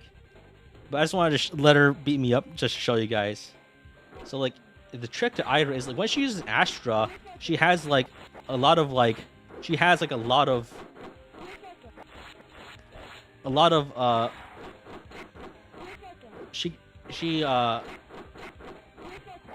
get a lot of advantage when you block, so you have like an opportunity every time she Astras. And you can kind of she gets a lot of hits done from your attacks, so you can kind of combo her after blocking Astra. You can't really get the benefit from blocking Soul, but you can get it from blocking Astra. There we go. And lag. Yeah, I'm not much of a fighting game guy, so I don't really know all the terminology. Oh, there's Mark. This is the final boss. So Mark just keeps attacking you. He's really fast, and he's like these dash attacks that are like such a pain to deal with. And the worst part is he also heals himself. Come on. He doesn't do as much damage compared to... He straight up heals himself with a Falchion. That's bullshit, because he can just keep doing that. Come on. Come on. Fuck. Oh, man. He can just keep healing, and you can't do anything about it. Because once he goes back all the way to the left side to heal, and your gap closing is really bad. most of your attacks are too slow to even hit him, so you had to like dodge. You had to like jump his attacks and down aerial him. Fuck. But like he can also like just randomly uppercut you and just get you. Oh shit, you got me. Aerial spam is also like the special one spam is pretty good to chip him, but it doesn't do well if you can't use it to take initiative to push damage. My usual trick is to jump into down aerial and then normal medium, and that normally like lets it. He likes doing normal attacks. What? He healed. Shit. And like, okay, I think I might get him. Fuck. Yeah. Yeah. When he's low HP, he does that. He does like he does a big AOE attack that hits the whole screen. And even if you block, you can just die. Oh fuck! As you can see, that did 150 damage. And like sometimes it glitches out, so he uses it at the start of the fight. Was he invincible during the heal? I think he was. Yeah. It's like it's unfair. This fight is so unfair. Oh man. I had it there. Okay. Just spamming this special works too to help push damage, but he'll eventually go back and heal because he'll try to gap close, and then you can use this when he dashes in to hit him like in advance. All right, shit. He's gonna heal, and he might use a special soon.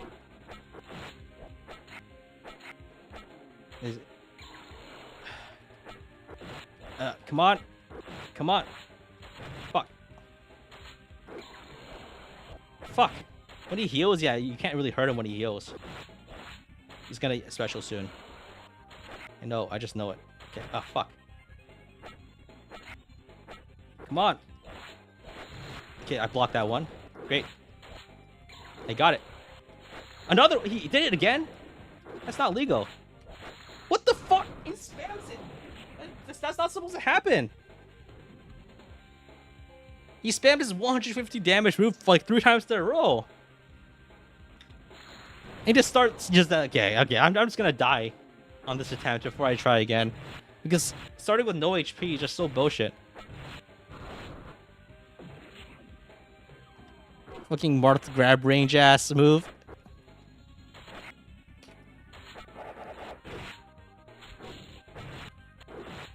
Come on.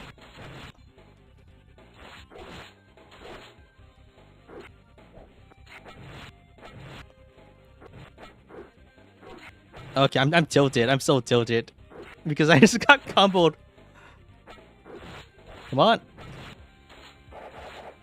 Even if I get him, he'll just wipe me out with his AOE. Come on. Fuck. Got me again. You have to like beat him with like 150 or so HP left, so you can kind of survive his big AOE, his ultimate. And if you can do that, you can probably kill him through his end lag. But if you don't have enough, you'll just heal again or do it again, and you just can't do anything. Because like some of these attacks have iframes. My best combo like usually is like down aerial into medium normal medium. Come on. But the issue is just like the iframes, man. Ah, he got me again. If he heals, you just can't do anything about it. Come on. Come on. Special. All right. I think I'm getting him this time. It's hard to do the input sometimes. Come on. Did I get him? I got him. Oh yeah, there we go. Got him. We beat Marth. Nice. We beat it, and I got a final score of D with negative 12,000 points. Yo. Yeah, this is actually a really fun game. I love it. Yeah. So yeah. Like I would recommend you give it a try. It's like an ancient Flash game. You can find it by searching the name. I think it's called like Fire Emblem fighting game in Japanese. I posted the I posted the I can pin the title of the game. Yeah. That's the title of the game. If you search that, you'll find it.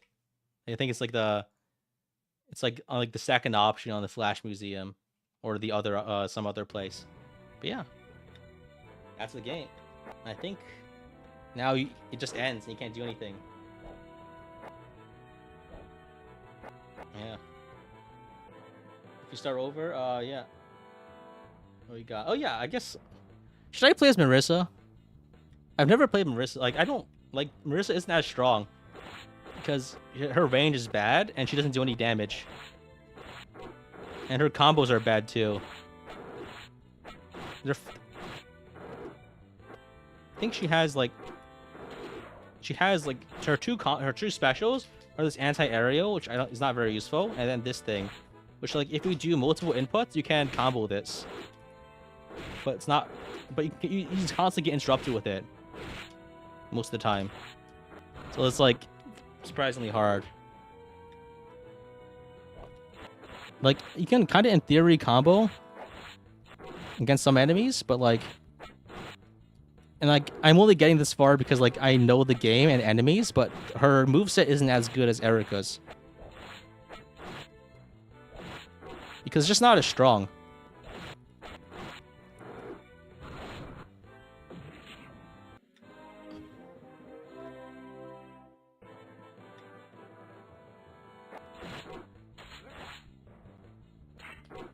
Like as you can see, like I guess you can kind of just like if you get enemies to the corner, you can just light span them, and get combos like this.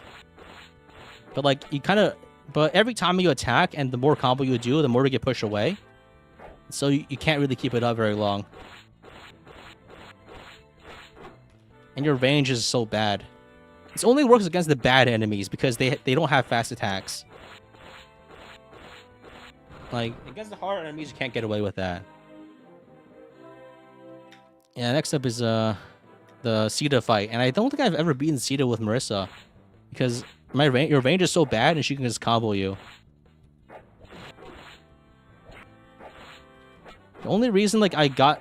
Erika has much better range, so you can kind of zone her. But, like, Marissa isn't as good.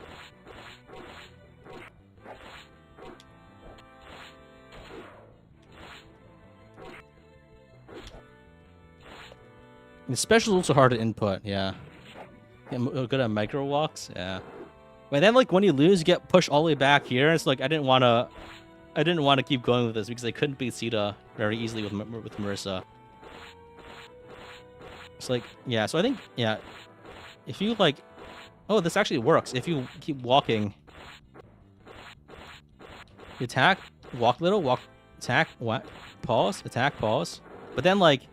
The issue is that if you don't keep attacking, the enemies can randomly just pull out their attacks and like interrupt you. And you don't do enough damage to actually out damage them by doing that. Yeah. It's anti-air work on her. Marissa's anti-air isn't as fast, and it's her special attack. It's like a C button. Like I guess you could like kind of like jump, but like that requires you to commit. Like, the specials are good sometimes, but they're hard to pull off consistently, like on demand. Like that's one of Marissa's specials, but it just isn't as good. All right, thanks for watching, guys. Thanks for watching Fire Emblem Flash game, I guess, for those of you that are interested. Maybe I can make this video or something, I don't know. But now it's on stream for all of you that care about it. Yeah. Thanks for watching, guys. And yeah, see you guys in a while. Yeah, I'm not streaming for next week. Probably not the week after either. Yeah, I'm gonna go move. Gotta pack my shit into my car and then drive 2,000 miles. All the way to the East Coast. Yeah. Thanks for watching, guys, and bye. This is Marissa dying in the background, by the way.